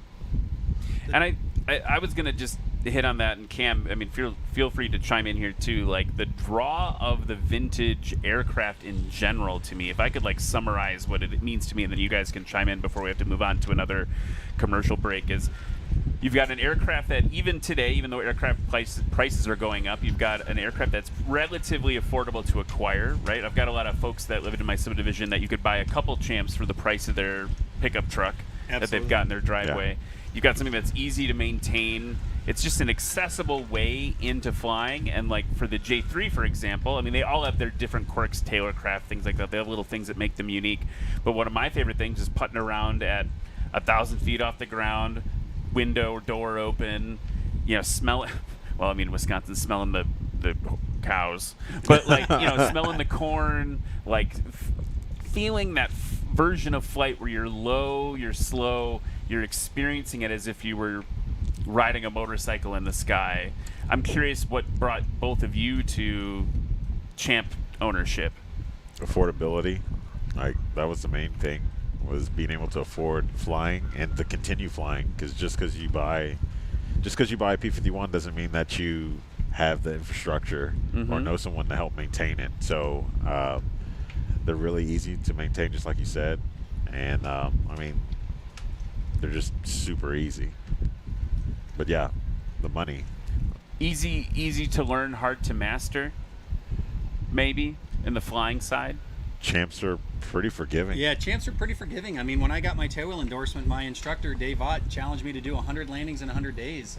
And not just go out and bust out 25 landings at a time, but, I had a little bingo card, and I'd go out and practice, all right, I'm going to set the left wheel down first, all right, right wheel down first, all right, I'm going to come into 3-point, transition to a wheeler, or wheeler, transition to a 3-point. And the aircraft is very forgiving, it's nimble, and it's a joy to fly. And to be honest, I'm going to give a shout out. One of the other owners of my airplane is here, Ron Hansen. He's going to be competing for his first time in the rookie class, and we're going to share the same plane. So I'm excited to see, while we're not in this, he'll be in rookie and I'll be in essentially the back end of the Cub class. We're still going to be able to put our numbers up against each other, and that'll be nice. So that's going to be awesome to see. Well, hopefully the winds will chill out a little today. Maybe you guys can get some practice in, but we are at the very least going to see you guys fly that Champ tomorrow when the wind is more favorable. Folks, if you're just joining us, this is Glenn Roberts flying a 1946 Aranca Champ in the new, we talked a lot about the Wilderness class being new, but this is another new class. We have the Cub class, and the Vintage Cub class is a subset of that. So, Glenn, thanks for taking a few minutes to chat with us. I know you're anxious to get up and are you today. Not to get up and fly the drone in this. We got to take a quick break, and we'll be back with more pilots and folks that are going to be helping us out this weekend. So we'll be back after this.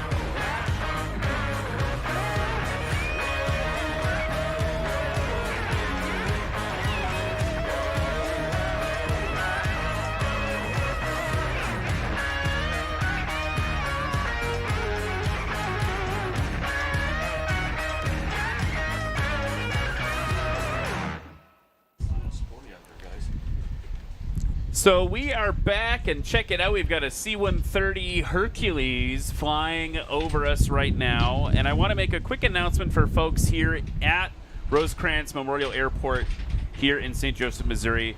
After some of those inspection passes, we are going to be calling practice because the winds are too gusty, even on runway 31. So if you're here in the crowd, we're not going to have any more aircraft practicing. It's just not safe for that today. We invite you to come out and check things out tomorrow. All the kids from Parkway, you guys actually have a little certificate you can bring with your parents tomorrow for you guys to get in. Your teachers have those. You can actually come in for free to check out the competition tomorrow. You don't need to leave, though. We should be opening the competitive pits pretty quickly. So you can go explore the planes once that's safe. So you can go talk to the pilots, check out their aircraft. We'd love for you to do that. If you're watching online, we are not done yet. We've got a few more folks we want to talk to here in, where are we? Missouri. St. Joseph, Missouri. Missouri, yeah, Missouri with the. So I got John. We've got Cam and I have John Douglas. Who thanks for going and testing it out for us out there. Oh, you're welcome. It was fun, but it was a little sporty. The wind's a little stronger than you thought, but it was good. It was fun doing it for the kids. So. Yeah, I mean, we were able to show them at least a couple short takeoffs, and then you were able to land over on 3-1. And we were talking about maybe moving practice to 3-1, but what are the conditions over there? They're about the same. It's a little less crosswind, but the conditions are about the same. It's still squirrely on the landing, even for me on my tricycle gear. It's just not good. So. Yeah, if you go back and watch it, I was telling Kim, I'm like, well, at least he's got a little bit easier time than Tristan does. Did you guys put that landing on film? Yeah. Everyone watched it. Oh, no. The whole world's watching. So, by the way, before we get started with the interview, I got to say happy birthday. Oh, thank you. Yeah. 25 years old today. I think something like that, yeah. Yeah. You have to check my driver's license. So. It didn't expire today, did it? No, I don't. Oh. I don't know. Make sure you got that real ID thing. I do have that. Yeah, you got to make sure you got that little star. I don't know. Hot tip. That's a thing you need on your do. driver's license. You got to have the little star. You got to go into the DMV and get your little star thing so you can fly domestically. It's like it's going to be a problem for someone somewhere is going to be trying to go someplace, and they're going the TSA is going to be like, sorry, bro. Another hot tip: if you buy your own airplane, you don't have to have a real ID to fly. You just have to have a pilot's license, which is so it's much more convenient. A little bit harder to get than the real ID. It takes a little more time. A little more time, but it's a lot more funner. A lot more fun. And a lot less people. Yeah, that's true too. So. Okay. You are no stranger to wind. No. You live up at the Wind River Valley, yeah? Wind River Range, yeah. Wind River Range. Yep. I got it wrong before. Talk to me about the event that you and your wife put on up there every year. Okay. This year will be our 4th season doing it, and our first year 4 years ago, we were trying to figure out. Somebody said, "Hey, we should have a STOL competition in Pinedale," and we were like, "Okay, how do we do that?" Never flown STOL, kind of watched it. We went down to Yuma for our first one and visited Yuma, Arizona. Oh, nice. To the Outlaw STOL and checked it out. I was like, okay, let's get it going. And we had our first event. National STOL came up and helped us put on the first one in, what's that, C-130? Yeah, sorry to interrupt. C-130 coming in. Whoa! Getting a wing up, too. So even for them, right? Even for something that big, good correction on that. Yeah, that was close. So, I mean, we used to say when I was you were a personal trainer. I don't know if you ever said this. When I was personal training, when I was more fit than I am now, my trainer would, you can smell the tires. We used to say, when it rains, we train. When it winds, we fly. They got to be ready for anything. But that was a good, exciting landing for the Hercules. Anyway, so you got Rocky Mountain STOL. Rocky Mountain STOL back. Yep. Sorry, squirrel. Yeah, squirrel. So we have some friends from Tennessee that Bruce and Kathy Walker, you guys interviewed them before. They came out and helped us put it on, get it organized. Anitra Goddard came out and helped us get it organized with National STOL. And then this, a little closer, sorry. In the second year, we were part of the National STOL circuit for the first time. And I think first season we had like 13, 14 pilots. Second year we had like 25, 26 pilots. And the last year we had almost 40. Yeah, we had 42 signed up, like 37 showed up. But it's been a great event. It's growing every year. I love it. I tell you a story about how I got involved in STOL. Did you know that story? No, hit me up. So it was 2023. Jeff Pohl comes up to me and he goes, "Hey, how come you're not competing?" It's like, "Well, I don't know." He goes, "Aren't you a pilot?" I said, "Yeah." He says, "Do you have an airplane?" I says, "Well, yeah, I do." And he goes, then he looks at me and goes like, "Why aren't you competing?" I was like, "All right, I'll try it." And we flew our first competition in 2023 for Rocky Mountain STOL and loved it ever since. So it's been a great time. And you're putting on like real competitive numbers too. Like you've grown as a STOL pilot. My first competition in Pinedale, Rocky Mountain STOL, at that elevation with that DA, density altitude, my score was 1,200 feet. Last year, a little under 600. So I'm getting better. And I can tell you, if pilots are watching, one thing it's helped me to do, I used to be, they talk about a stabilized approach, right? A stabilized approach is not just being smooth. It's controlling your airspeed. And since doing STOL, I am a lot better at that. So it's made me a better pilot. So, I'll say I was in my 172 the other day, just doing landing practice, and one of the things I noticed is just by hanging out with all of you and having just a little bit of like learning by osmosis, you do. Right? Yep. I was like slower than I'm normally comfortable, but very stable. And I think it's just like seeing it over and over again, you start to understand that you can do it as well. And the C-130 is like coming back past us here. I want to see him do that. If you do that, if I did that in front of my instructor, had that wing come up, I think my instructor would say, "Hey, guess what? Back on the horse." Yep. We'll do it again. Yeah. So, doing STOL makes you a better pilot. And, being with all the guys learning, and none of the guys out there are stingy with their experience or with their knowledge. They freely share it. "Oh, hey, here, try this," or, "Hey, try this." And so it's been great. It's been a lot of fun. Someone's sending you hearts in the chat, by the way. Oh, I can't read that. I don't have my glasses. Oh, it says it's your wife. It's my wife. Little emoji, heart emoji. Oh, nice. Yeah. Hello. She's probably saying happy birthday. She was with my grandson in California, and my son. So that's why she's not here today. But she did bring meat sticks for you. Cam, do you want to explain the myth of the meat stick? Yeah. Every time we're in the booth, there's a mysterious lady who brings these meat sticks. Yeah, the meat sticks. Your wife, Angela, we'll be sit up here chatting, and then all of a sudden they show up, and it's like, oh, yes. Yeah. They're always good, too. I mean, I have not had a bad one at all. What's your favorite flavor? What was it? The elk, and is there like an elk and pork one? There's elk, bison, roadkill. Roadkill's one of my favorites. Yeah. Because that's just kind of like the mix. Mm-hmm.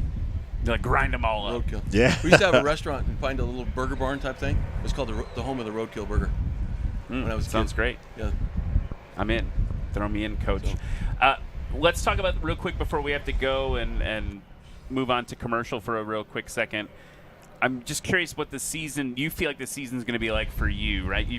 Touring class is kind of broken in two. You've got wilderness class. Brandon Korn and John McCardle are doing their big experimental touring class aircraft.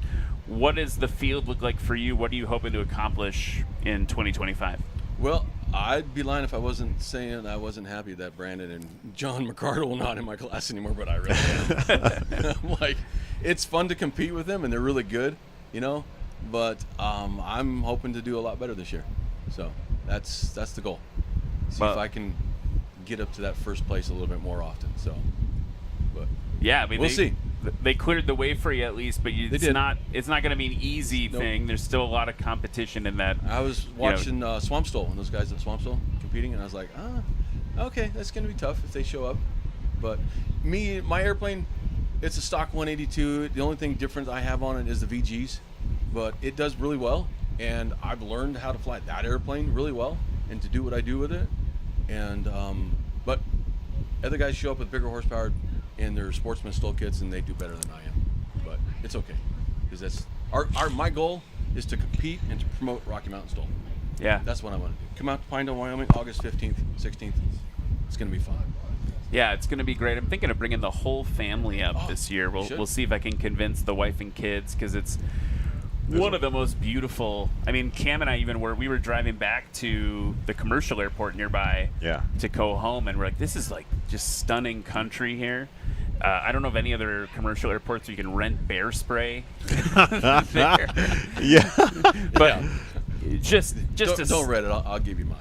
Oh, okay, thanks. I got Yeah, but so it just such beautiful country up there, and what is I think really great about what you've built there, in particular in Pinedale, is it's such a family-friendly atmosphere, and you've built this whole thing around the pilots, giving them this great experience up in the mountains. You know, we were talking about briefly like the wind event last year, and the community rallied around the pilots to make sure they were safe and the aircraft were tied down, and it's always been such an impressive thing. So for me, like, if I can only bring my family to one, they come to Sodbusters because we're just down the road. But if I can bring them to one on the road, Pinedale feels like one for a fourth grader and a first grader to come out and be like, look at the mountains, look at the wilderness, look at this amazing community that we have here. So we're trying to organize a hike to got a place in the mountains called Photographer's Point or Inspiration Point, and we're trying to organize a hike to there. And one of the things we tried to do, because in the beginning we traveled around to all these STOL competitions by car, and I was like, all right, the first one we went to was like, we land, we're just spectators, and like, what do we do?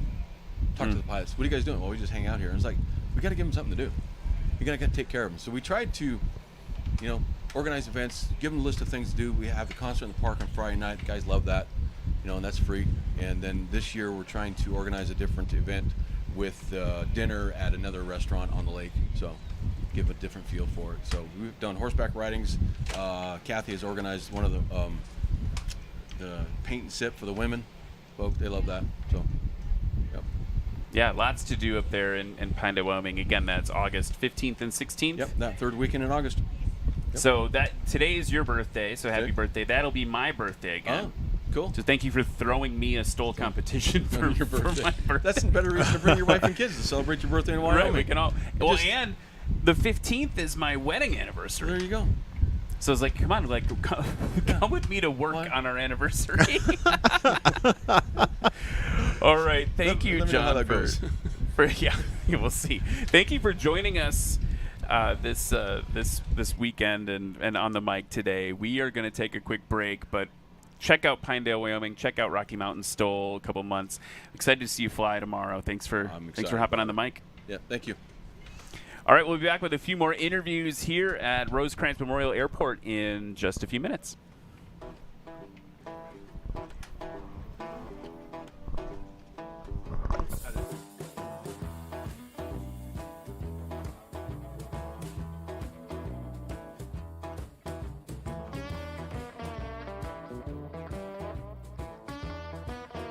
Special thanks to our annual sponsors: Legend Aircraft, Clemens Insurance, Behringer Aero, Sarasota Avionics, Lift Aviation USA, Flying Eyes Optics, Red Tag Art, Legendary Aviation Coffee Company, iFly EFB by Adventure Pilot, Tundra Tailwheel, Fly Orca.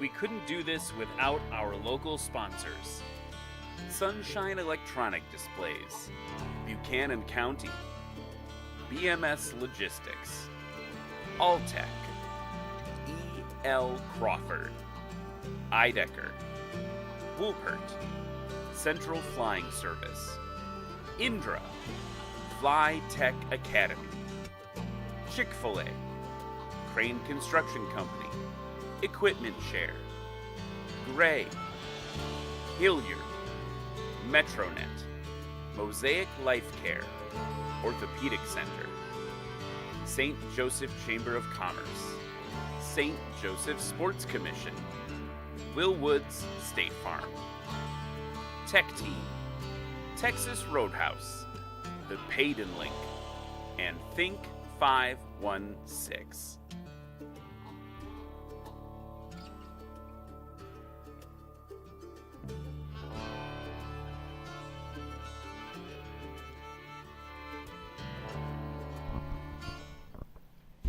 And we're back at Pony Express STOL practice that has been canceled, but we're going to continue with some awesome interviews with some awesome people. Yeah. Speaking of awesome people, we have our head line judge, Miss Ta-da. Lexi Duncan, in the house. What's up? How are you doing? Good, man. Try not to get blown away. Yeah, it's a little breezy out there. A little more than what I expected, and I live in the Midwest, so that Dude, really says a lot. I thought we were about to get blown over just now. Did you feel the trailer move? I was like, we're dying. There's definitely a straw man flying somewhere out here. Oh, man. Sorry, that was intense. I mean, we saw the Air Force dealing with it. That's a huge airplane. Yeah. Yeah. That was fun. Squirrely. Just a little squirrely. So, let's chat. Let's learn more about Miss Lexi. Okay. Like, were you an airport manager at once? I was in the great old town of Blacksburg, Virginia. I was pretty new in aviation when I started that, so I was part-time, $12.50 an hour. I had maybe 20 flight hours under my belt at that point, so you know, those guys took me in and taught me a lot, and I absolutely adore all of those men, love them to death.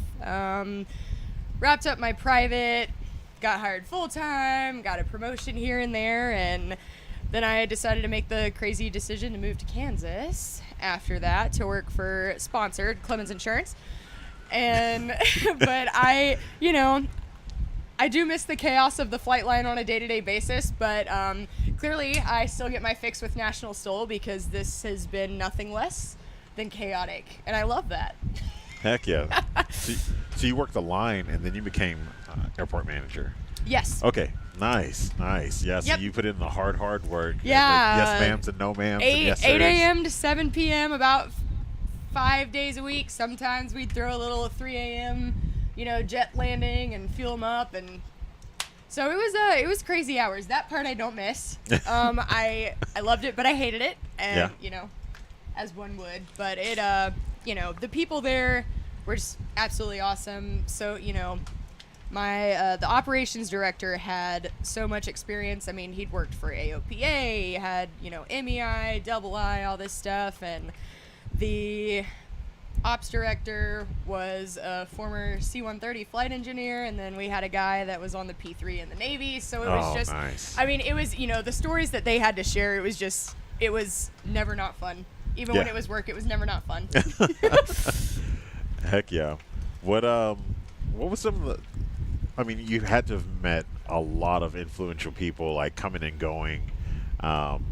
Maybe not super famous, but just people who have influenced you, given you like awesome advice, like while you were working on the line. Like, what's some of the advice that you've heard from just normal people coming through the airport?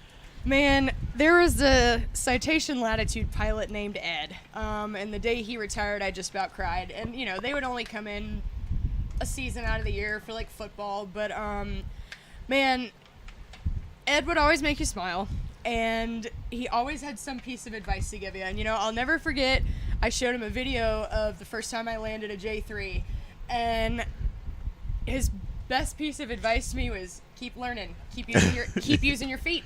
Yeah. Keep learning. He said, "Girl, that was awesome." And I mean, he just always had something to say. He had a 3-legged cat. He said blew a tire, and that just every time he came in, he would just always tell me to keep going. And I'd talk about, well, I'm here and I don't know how to get here, because I'm a first-gen pilot. I paid for all my training out of my own pocket, and those are the people that you want to talk to. And he just always told me, you're doing great, girl. You're doing everything you need to be doing. Yeah. And figure it out as you go. You don't have to have this strict, solid path. And once I actually took that into my thick skull, everything got a lot more fun, way less stressful, and, you know, just have somewhat of a foundation, but just let it ride. And it's been a heck of a journey. That's awesome. What's life been like moving from Virginia to Kansas? I feel like I've become a real pilot now, because I used to think that like 10 knots of wind was a lot, and that's a calm day in Kansas. So is it okay that I still kind of feel that way sometimes? Yeah. I'm from Wisconsin. Yeah. Okay, sorry, I digress. Okay, thanks for validating me. But you know, a lot of people think of the Midwest and they don't think there's a whole lot going on there, but I tell you what, Wichita is the best place for people that love aviation and love a really good steak. And those are kind of one of the only two things that matter in my life is airplanes and steak. So it's, you know, I'm in the aviation hub. There's, you know, I can sit out on my balcony and watch KC-135s land. I've got T-36s circling around, and it's just awesome. You know, you don't get that everywhere. It's cool. Yeah. It's awesome. It has its own beauty. I miss the mountains a little bit, but it's just so awesome for aviation. There's so much growth to be had in that area. So that's what really makes me excited to be there, is just keep learning. Yeah. Heck yeah. So are you you're the headline judge, but are you ever going to compete? Are you going to bring a bird here? That is the plan. I don't have a tail wheel to fly consistently enough, because, you know, if I'm going to go out there, I want to put some good numbers out there, and you know, hopefully stand in the middle of the podium. But once I can get to a point where I can really practice consistently enough, I've got the most beautiful 150 you'll ever see. There's no sarcasm in that statement whatsoever. But you know, I'm not going to go out here and compete in a little 150, but and it's planned in the future. So I'm really excited to work towards that, and you know, I've got good chunk of tail wheel time under my belt now, and you know, I've got all of these people to help me learn and help me grow, and mainly tell me what not to do versus tell me what to do. But you know, I also feel like I have a little bit of a one-up, because I've seen, you know, over the last 3 years, I have seen so much, and thousands and thousands of landings up close. So I have taken my notes, and you know, hopefully when the time comes, I'll go out there and kill it. Yeah. So when the time comes, like, are you going to encourage a whole bunch of other folks to come out and fly and compete? You know, and that's always the goal, and that's not the main reason, but one of the big reasons that I just love being involved in National STOL is, you know, it has a platform to show younger people, you know, just get your foot in the door. Yeah. Because, you know, like I said, first gen pilot, not a penny to my name when I started flying, and here I am, and I'm having an absolute blast. And I've met so many people, and I've learned so much, and I encourage everybody to come out and do this, because, you know, I went from flying a DA-40 to a Super Cub and a Champ, and, you know, I've got time in a bunch of other stuff now, but I'll tell you what, I really learned how to fly when I got in that Champ. Yeah. It's funny, you went from, like, most people go, like, least technically advanced on up. You went, like, from a very technically advanced airplane all the way. And, you know, the second I got in the seat of a Super Cub, I never wanted to touch that DA-40 ever again. And so I encourage everybody, if this is something that you're considering doing, you know, even just come out and volunteer. Like, this is very much my second family. You know, everybody here is just so kind and awesome. Yeah. Freaking awesome. And that's, you know, airplanes are awesome, but that's really what keeps me coming back, is just the family that, you know, we all have here. It's unlike anything else. Yeah. So would you say that it's not intimidating? Well, there's an intimidation factor with being around some of the best in the world, but like, as far as like being female and wanting to come out and fly, like, would you say that there's any type of intimidation factor that's out there? I've always tried to not worry about that. Yeah. and not make that a factor. Obviously, it's in the back of my mind, and I just admitted it, which I said I would never do, but that's okay. But I mean, all of these guys just encourage me so much and want to help in any way they can, and it's just one of us. Yeah. So I think it'd be killer to go out and do that, make a little statement and hopefully encourage other young women, because I know there are a lot of awesome tail wheel women out there. So I would love for them to come out, because I mean, I love you guys, but it's a lot of men. It's a lot of men, and I love it, but man, come on, girls. Yeah. We have a few women that compete kind of regularly on the circuit. Katie, shout out to Katie. I don't know if she's watching this. She's probably spraying right now, but I adore when Katie's here. Yeah, absolutely. Yeah, same. And we need to get Annie out here too. Yeah. She Oh yeah. can fly that Husky. Oh yeah. Yeah. We'll work on it. So, quick question I wanted to ask is: you're the headline judge. We didn't get to really see it today during practice, but you're on that line. You see every landing up close. What advice do you have? You were talking about getting advice, but what advice do you have for all the competitive pilots, since you're literally the closest to the landings? Oh geez. I mean, these guys do it all so well. My best piece of advice to them would be stop scratching so I don't yell at you. Because I do get loud when someone I love very much hurts my feelings and scratches. So just add a little bit of power. But I mean, they're so skilled, but I have none, really. That's fine. And that says a lot. That really says a lot. Everybody is just amazing. Yeah, and that's, I think, one of the fun parts. If you're new to National STOL, tomorrow we can hear her from the booth cheering on or not being so happy with some of your favorite pilots when they scratch, but cheering people on, and you'll hear it on the broadcast. I think it's literally you yelling from there into our headset mics, and people will hear you at home. That's awesome. So much passion for it. I love it. I apologize by the people who are watching right now. The wind is strong enough that the little monitor that Cam and I have to monitor the scores normally, it keeps blowing into our faces, so I'm just like fighting it this whole time. I digress, but it's fine. Monitor duty. Yeah. So, what else? How did you find National STOL?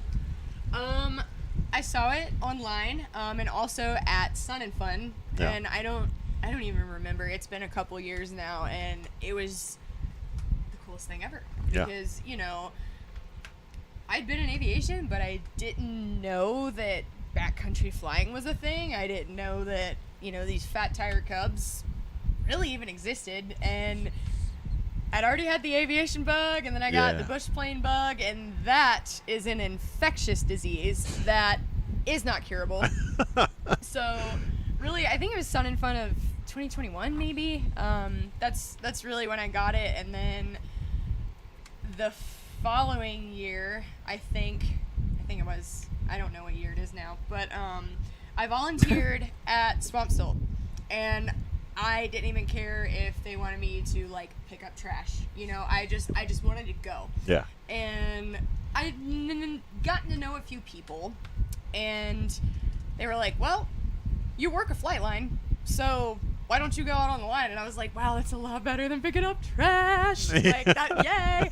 So, and that was 3 years ago, and here I sit, and it's just gotten better and better. Yeah.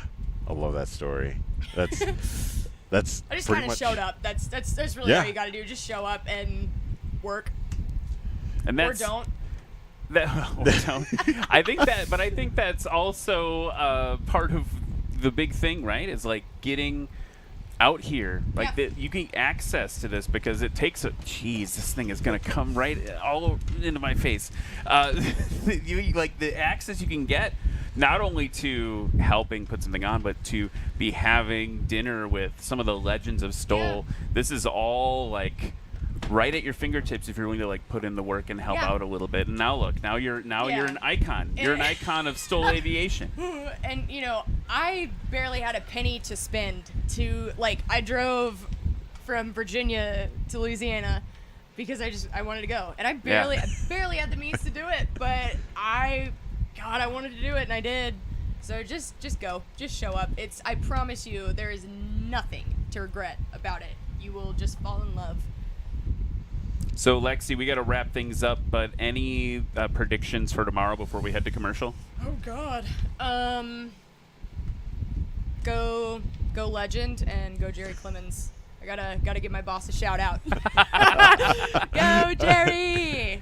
He'll hear me yell at him probably over the sound of his prop. So yeah, very, for sure. Very good. So we will be right back with one more interview before we call it a day. If you're here at Rosecrans Memorial Airport, don't forget to check out all the airplanes are hanging out there for you to go talk and check out the race pits, and we hope you come join us tomorrow for competition. Winds look like they're going to be more favorable tomorrow. We're going to have the C-130s doing their training still. We're going to have all the vendors doing their thing. I saw there's like a place you can get like very, very clean water, and you can talk to the Missouri Air National Guard. We even talk about that. They were telling me today about how you could get up to a $50,000 sign-on bonus right now to enlist in the Air National Guard. Like, time has never been better if you want to serve your country with them. So lots to do and explore in addition to the STOL. But Lexi, thank you so much for taking the time to chat with us. Thank you for having me. It's been fun. Can't wait to see you on the line tomorrow. We'll be back right after this.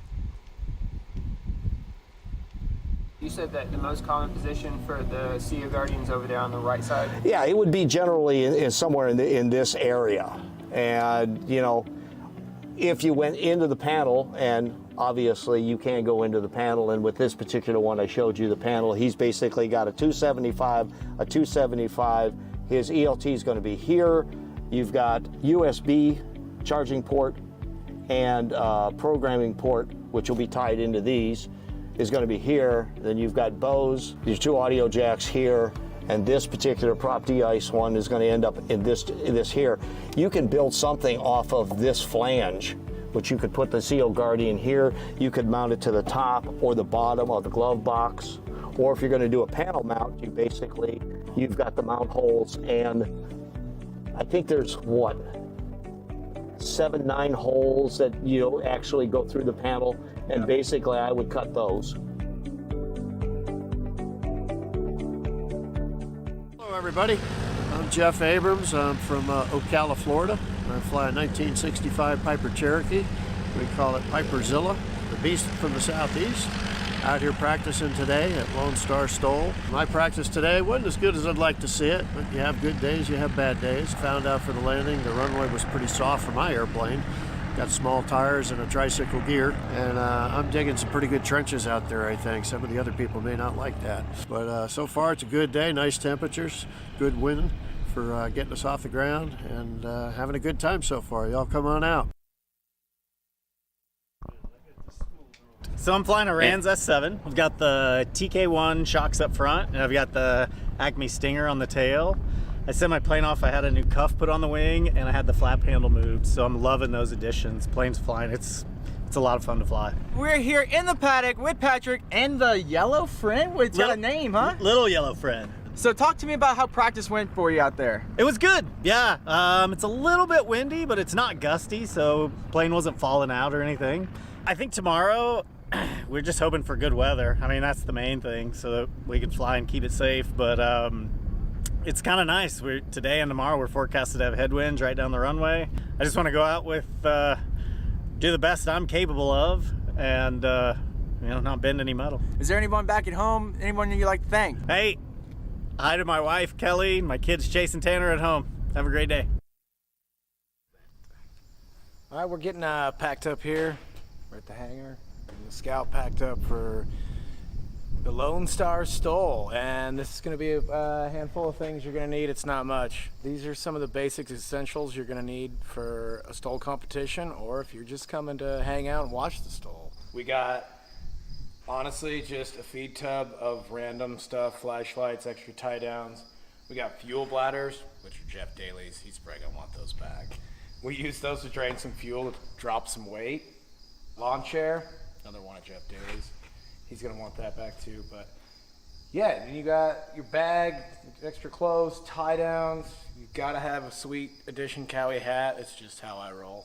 A tent, Mexican blankets, and some pads. And that's really all you really need to do to go to one of these things.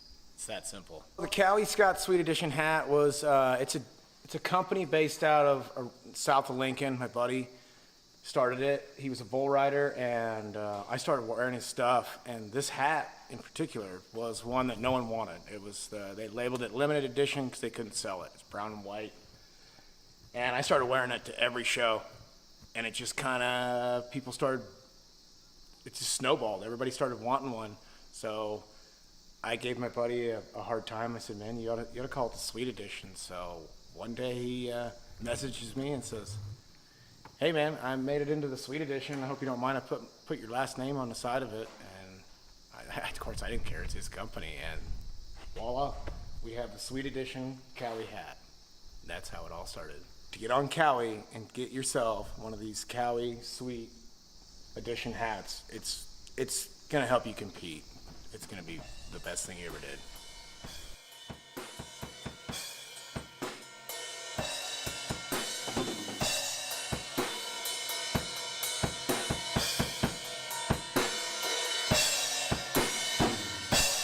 Hey everybody, Scott Sleep from Hyannis, Nebraska, and I fly Bronca Scout and National STOL.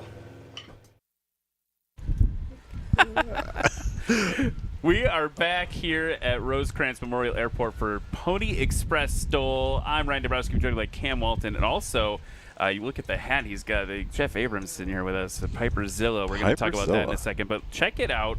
We got another C-130 from the airlift wing that's based here, getting ready to come out. It'll probably take them a few minutes to get their pre-flight checks, but they are still going to go out and train in this very aggressive wind. And if you're just joining us, practice today was we were going to give it a go, but the wind Jeff was actually just saying, he's like, I think it's getting even worse.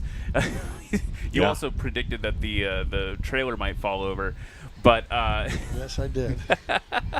But they are going to keep training because they have to, right? In the Air Force, they're going to be ready for anything. We decided to call it for practice. We don't have a favorable runway that's safe to operate from. We had a couple inspection passes by some of our pilots, and they said, it's just really sporty. Let's save the show to tomorrow. So tomorrow we're going to be back for the true competition.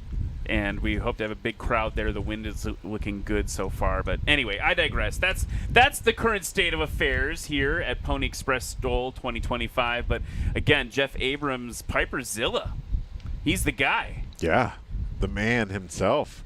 In the airplane that shouldn't be a STOL aircraft, but that's what they tell me. Yeah, it is. You're out here competing. So tell us, like, what compelled you to choose a Cherokee 180, which is, I have 64 hours in, not in yours, but in Cherokee 180s. I want to look up how many.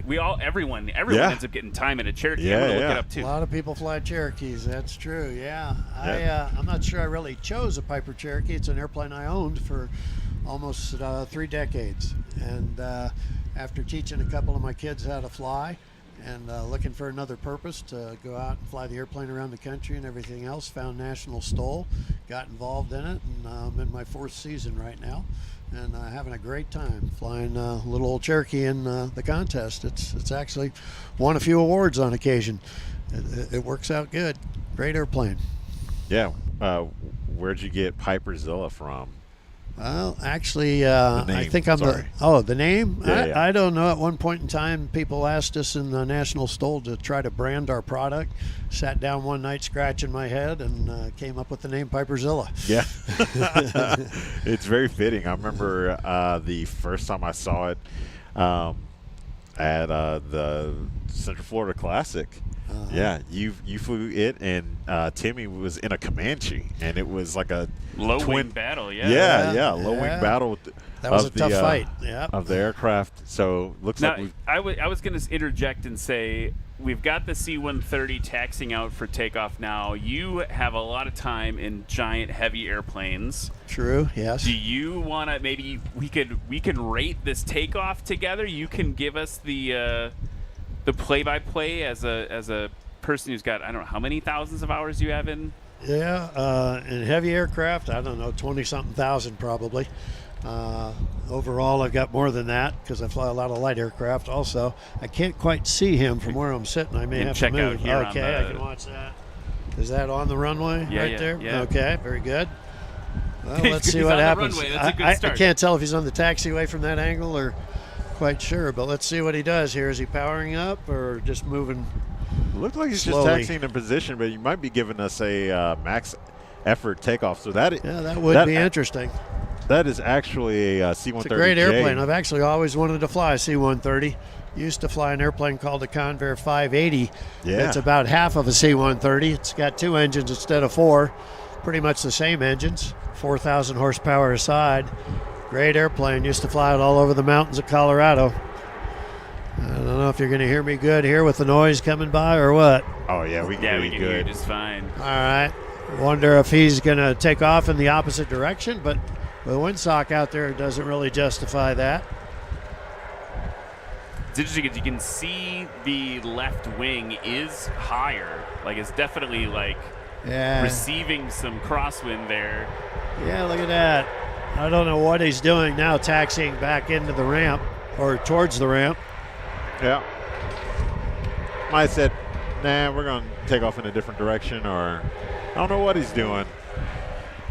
Also could just be practicing some taxi. High wind taxiing or something like that. Yeah. I don't know. We'll have to So wait you and see. You can see that's a C-130J. You can tell by the root of the tail, that little black mark is the de-icing Trailer's getting boot. a little bit light. Yeah, wow, this is exciting. Yeah. I mean, the gust is coming, the and wind it's is getting worse as the day goes on. Almost looked like a dust devil out there on the other side of the airport there. Saw a porta potty, somebody was telling me, move about 20 feet on the ground. I don't think anybody was in it. Yeah. It's pretty wild out here. Well, sorry for the false alarm with the C-130. So we resume interview, gentlemen. Let's get back. Right. So I think we were talking about Piperzilla, right? We're talking about that's the airplane you were in because that's what you had. Run what you brung. Right. But you have podiumed a bunch of times over the course of the years in it. And I think you were. Did I cut you off right when we were talking about how Piperzilla got its name? No, I think I said something that just kind of came up with it one night when I was daydreaming, night dreaming, whatever. Came up with the name. It's been a great airplane. It's one of the lowest horsepower airplanes out here on the circuit. Only got a 4-cylinder engine, and it flies in a class that most of the airplanes have bigger 6-cylinder engines with 50 to 100% more horsepower in some cases.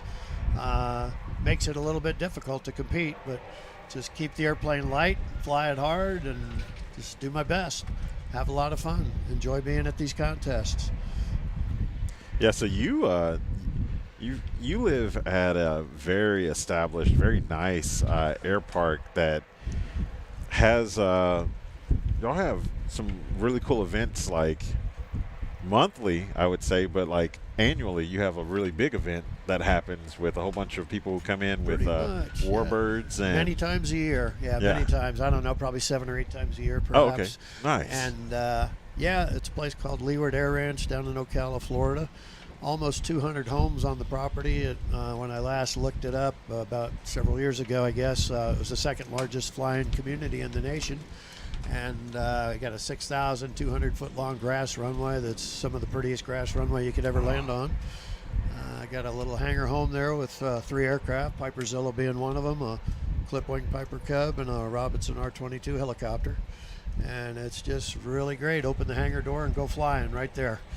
Some people live on the water, play with boats. Some people live on a golf course, play golf. I play with airplanes on an air park. So very convenient, very enjoyable. Yeah, there's some very cool airframes that are out there. And oh yeah, some real special stuff. Right across the street from me, just moved in a P-51 Mustang. Oh geez. And down the street is a P-40 Warhawk, TBM Avenger, quite a few warbirds are moving into the area just in recent times, past, 2 years or so. Makes it interesting when you go outside and just sit in your chair. Yeah. And hang out. It's neat. Looks like a C-130 on the opposite runway out there touching down. Yeah. And that P-51 you mentioned, that's not just any P-51, right? That's a Cavalier Mustang? It's not converted to a Cavalier. Okay. There is a Cavalier that comes and visits us. Okay. We Gotcha. did have a recent warbird fly-in. I think there were 6 Mustangs there on that day. I've been around the airpark for over 30 years, and way back when we used to have probably 125 to 150 aircraft that would show up on Warbird Day. Everything up through L-39 jets, T-33s, all kinds of stuff, and the P-51 Mustangs and Bearcats and Sea Furies, all kinds of wonderful aircraft right there, literally in your backyard. Wonderful event. Just drive down there in your golf cart and have a good day. Have you talked to the P-51 owner if they want to just maybe go like for like trade time? Maybe he could take the Clipwing, J3, and you could get a little P-51 time in. And yeah, I could do that. I have a tendency. I've flown many different aircraft, and I have a tendency to put one of my kids in there when I'm offered a ride in a very special aircraft of some sort. But there's a lot of people that like to trade rides with me because my Robinson R-22 helicopter, there's not a lot of personal helicopters in the area, and a lot of people just want to go for a real helicopter ride, not a sightseeing ride around, say, Las Vegas or New York or something like that type thing, but a real helicopter ride, maybe handle the aircraft a little bit. And we trade rides. There's a lot of people that like doing that. After you've been there for many years, everybody's kind of been for a ride, pretty much, except for the new folks. So when the new people move in, they get rides, I guess. I'll go out in their new seaplane or whatever they've got, some kind of cool airplane or high-tech Cirrus or home-built that goes 300 miles an hour or something. Just have fun. It's a neat experience in different aircraft. Yeah. It sounds like I need to move in. Seriously, yeah. The houses are hard to find. They sell quickly when they rarely come up for sale. Unless you know somebody and you're on the inside track, it's pretty hard to get your hands on one. I'm sitting. I have the inside track right here. Yeah, you do. Yeah, just call me. I don't always hear about it as quick as I should, though. Oh, One across the street from me that just went up for sale, I heard, and it sold in 3 days, and nobody ever knew about it. It was just kind of a top secret deal. Classic. Yeah. So, go ahead. No, you go ahead. Oh, now we're going to have a fight of politeness. All right, the C-130 is taxiing back. A little bit easier on 3-1, by the way, for Looks them, like I think. I wanted just to talk about the season a little bit. Obviously, you come to a fair amount of events. You've got a bit of a haul to the West Coast for it to hit those events. But any plans for the season or things we should watch for in your competitive journey this year? Yeah, well, thanks for asking for that. Hopefully this contest goes off real well tomorrow. And then after this one, I may be taking 2 or 3 months off with a couple. I got some family coming to town and some major air shows around the country that I plan on being at, that type of thing. And I'll probably come out of hibernation around August towards the end. There's a contest up in Pennsylvania, I'm sure you know. And then after that, the reschedule of the one over in Virginia Beach. And I'd like to do that, perhaps the last 4 or 5 contests of the year. I'd like to try to get to all of those. They're a little bit closer to home. Took me 11 hours to get here yesterday. And that was just flying time, probably 13 hours door to door from my front door of my house, literally. So that's kind of the schedule for right now that I'm looking at. Yep. Cool. So yeah, a little bit of a break and then kind of bringing out the tail end of the season. Right. I want to just compare notes. To drive here from Milwaukee took me 10 hours yesterday. Okay. So, yeah. Wow. I think you still had a more fun journey than I did. I don't know. We had a couple weather issues and a couple of thunderstorms we had to play with and a few other things going on. So I don't know if we had more fun. But yeah, it was a nice ride overall. When you get down to it, there's always, you go on a trip, that one was 940 nautical miles the way we routed it out. So like I say, about 11 hours because we had some pretty strong headwinds for a major portion of the trip. And that's always disappointing. You never want the headwinds. But that all worked out. You just got to sit there patiently, burn up gas, and watch the waypoints go by. Sooner or later, you get somewhere. That sounds like sage advice from a former airline pilot? Yeah, people ask me sometimes, don't you get bored going slow in a little airplane versus your high-speed airliners or whatever? And it's, no, I get in whatever airplane I'm in, and if it says 3 hours on the flight plan to get there, well, sit there for 3 hours, and then I'm there. Whatever, it just won't be as much distance. That's all. I don't know if you saw the fear in my eyes in that last gust. I was like, oh, like you can feel the trailer is like generating lift. Trailer's getting light, yes. Yeah, it's like so sporty. I don't know if it's time to wrap it up or not, but I want to ask a question. Then Cam, I'm sure you've got a final one to bring us home. But like you have all this experience. You've flown tons of different types. You've flown jets. I always say during the broadcast, you can tell the jet time comes through and how stable your approaches are. You've got a lot of experience to give, and I know that one of your passions is sharing aviation with younger folks. Right. What advice do you have for someone who's thinking about competing in National STOL? If someone's watching this right now and they're like, man, maybe I could do this, what advice would you have for them? Okay, well, let me start with you want to be a pretty well experienced, I don't mean that in the way of hours type thing, but you want to be a good pilot. As long as you have good, reasonable skills, and as far as people being taught the reasonable skills, you need to find a good quality flight instructor, in my opinion, someone that's going to train you to a high standard. There's a lot of people I see nowadays that go to these training academies and other places for a lot of money, and they get out of there with licenses. But in many ways, when I fly with some, I do a lot of career coaching and mentoring, and I fly with a lot of people that do have the licenses, and I can see where they could get through a check ride, but their actual flying abilities are somewhat below standard, I think. And to fly a National STOL or any similar kind of project, you just want to be a fairly good pilot. There's pilots out here that only have a couple hundred hours, and I see some of these guys that fly top-notch. They're very top-notch. So they had good training. That's all there is to it, just the good training. So just put in the time, put in the reps, get the good training, and run what you brung, even if it's a Cherokee called Piper Zilla. Yeah, absolutely. Yeah, sometimes I beat people that have way better airplanes and everything else. Most of the time it's because they're just not having their best day. And I might be flying a little bit more consistently. And that's all there is. Yeah. Yeah, that's awesome. One last question. So you do have all this awesome experience and flying some classic, like some amazing airframes. You mentioned, did you say the Convair 580? Convair 580 was one of the selections, yeah. So what is one of the airplanes that you could go back in time, or if money was no object, you would resurrect that is no longer flying, that you would, what is one of the ones what is your favorite out of all the classics? Okay, I've asked that question a lot, and sometimes I answer it by just about all of them. Most aircraft I really like. I flew a DC-8 Super 71 and 73 series for, I don't know, probably 21, 22 years. Okay. Got a lot of time and experience in that, and feel very comfortable in that airplane, and they're pretty much retired. There's one or two flying around for charity situations now.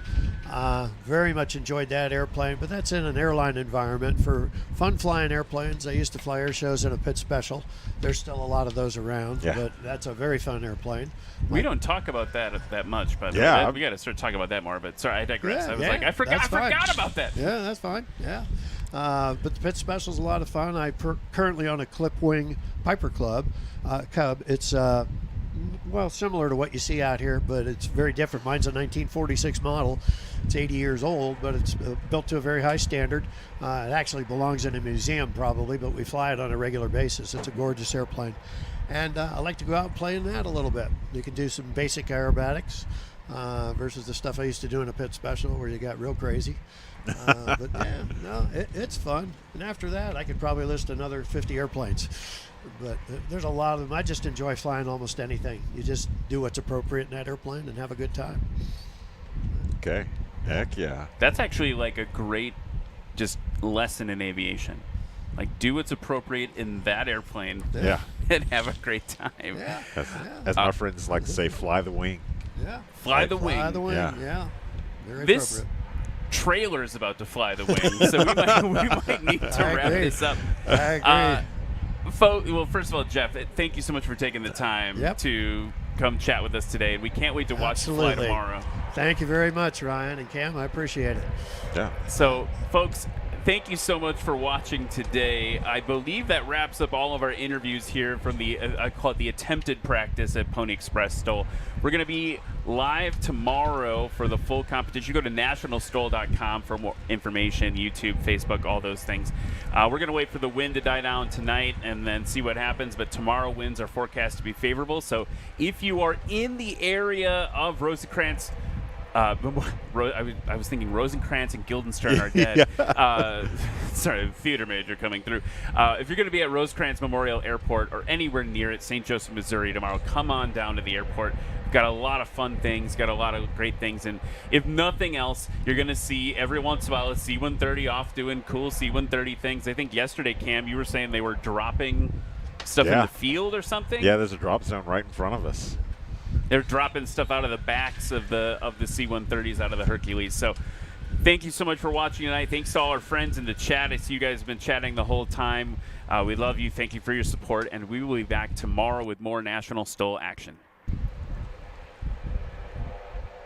Name's Kelly Qualls. I'm out of Hot Springs, Arkansas, flying 121 Papa Sierra, which is a Carbon Cub CC11-100, which means it's powered by an O200. It's about, I've got high compression pistons, so it's about 115, 120 horsepower. The only change I made, well, I think last year I still had the TKs on there, so upgraded to the Acme shocks. I like them a little better, and then went from the 850s that I had up to the 29s, just to get a little bit better rebound. And I do a lot of bush flying and such, so outside of just STOL events, having the bigger tires is a safety factor for me. Coming down to Swamp STOL, they had a pretty big storm come through, so everything's super wet.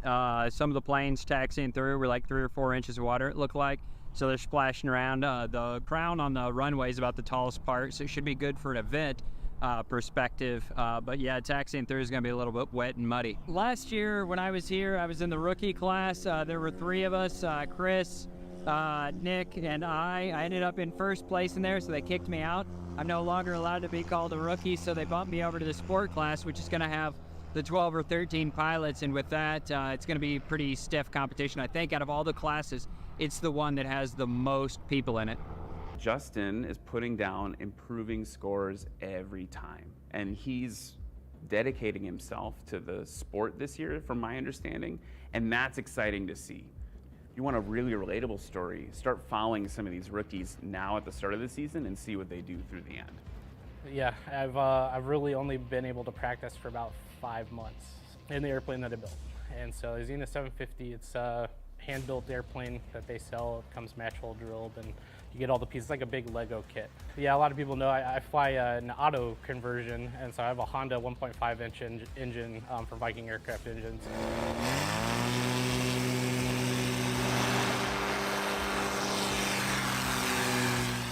It's different, you know, I don't run on avgas, I run on regular unleaded and has a gearbox, all that stuff, and so it's been fun, and so I've been learning it. It's a little bit of a learning curve, but it's been awesome. Aviation gives you a family. When you come into this world, you have a family, right? For me, aviation has kind of been my pickup family.